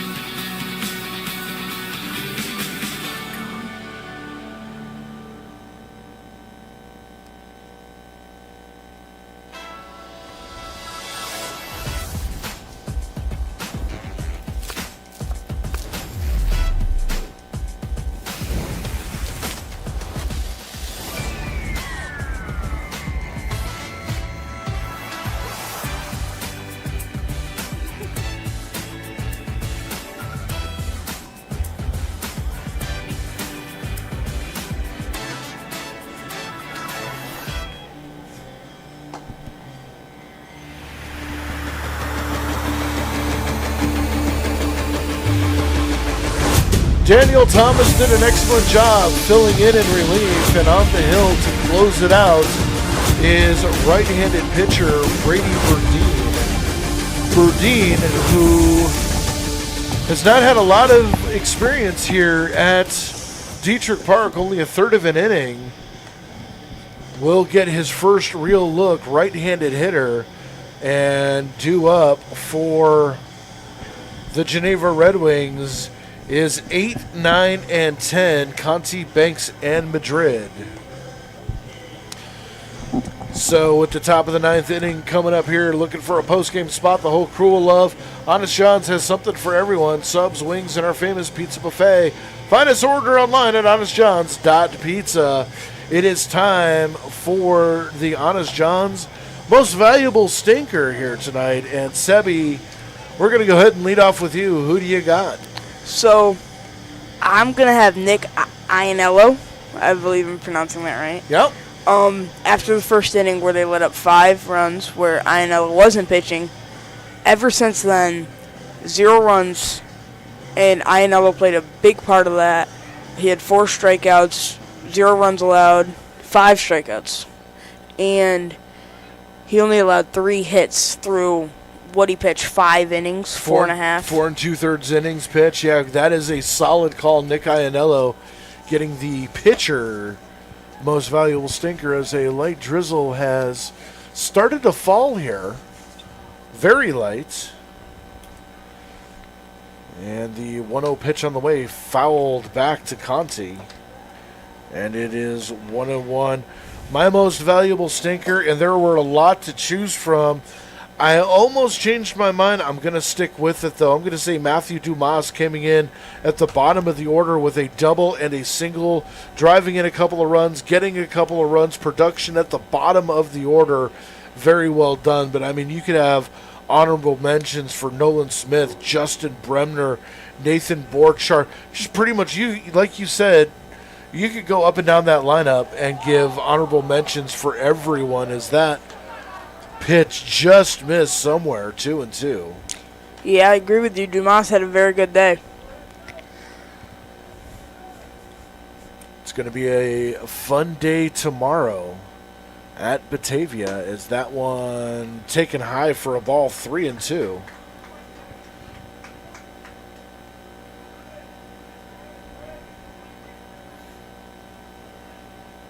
Batavia, who's splitting a doubleheader today against Elmira. Called! Strike 3. Conte getting a dose of vitamin C later. One down here in the top of the ninth, and that is going to bring up the extra hitter. Well, do we got a pinch hitter here? Yep, Josh McGowan. Josh McGowan. The pinch hitter coming in for Banks. First pitch, left-handed hitter faces, fouls off to the left and out of play for a strike. 1-1. Yeah, gladly that wasn't a little bit more to the left because that would have been right in here.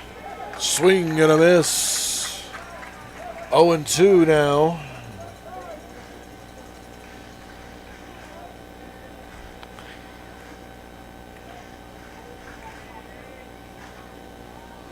Standing in. Swing, and there's a drive into right field. That is going to fall for a base hit. I'll make that Perry with the base hit. I was off by a couple of batters. It was Madrid with the strikeout. Perry with a base hit, and that is going to bring up Benton. I thought something was a little off there. Pinch hitters make it confusing. It's because they had a pinch hitter go for the catcher, but he's not playing catcher. It's very confusing. Yeah, plus, I mean, I can't read half of my scorebook at this point. I had so many scratches and arrows and notes and everything. As there's a fly ball into right field, Frizzell having no problem with this one. And there is 2 outs, and that will bring up the Red Wings' final hope here. The first baseman, Michael Sardou, well, now third baseman, Michael Sardou. Sardou 0 for 3 on the day. Has scored a run, was hit by a pitch back in the first and scored. As Berdine looking to close this out, runner goes. Pitch taken for strike, throw down to second, not in time. That was a heck of a release by Borchardt. Heck of a throw. Great location. Just beaten by a half a step. Lagoni right there to put the tag on him, but 0-1 the count.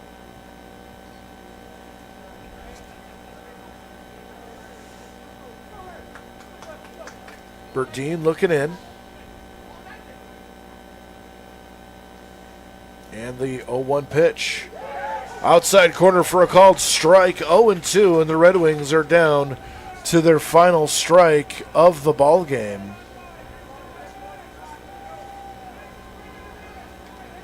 Berdine likes what he sees.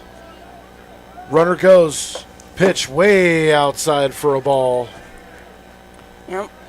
1-2, and Berdine not even bothering to keep Perry on the bag, as Perry was already 2 steps to third before Berdine even went into his stretch. But Perry inconsequential at this point. And the pitch. Called! Strike 3! Sardou caught window shopping at Walmart, and that is the ball game. The Tarp Skunks fall behind early by 5, score 9 in the 5th inning, and close this one out against the Geneva Red Wings by a final score of 10-5.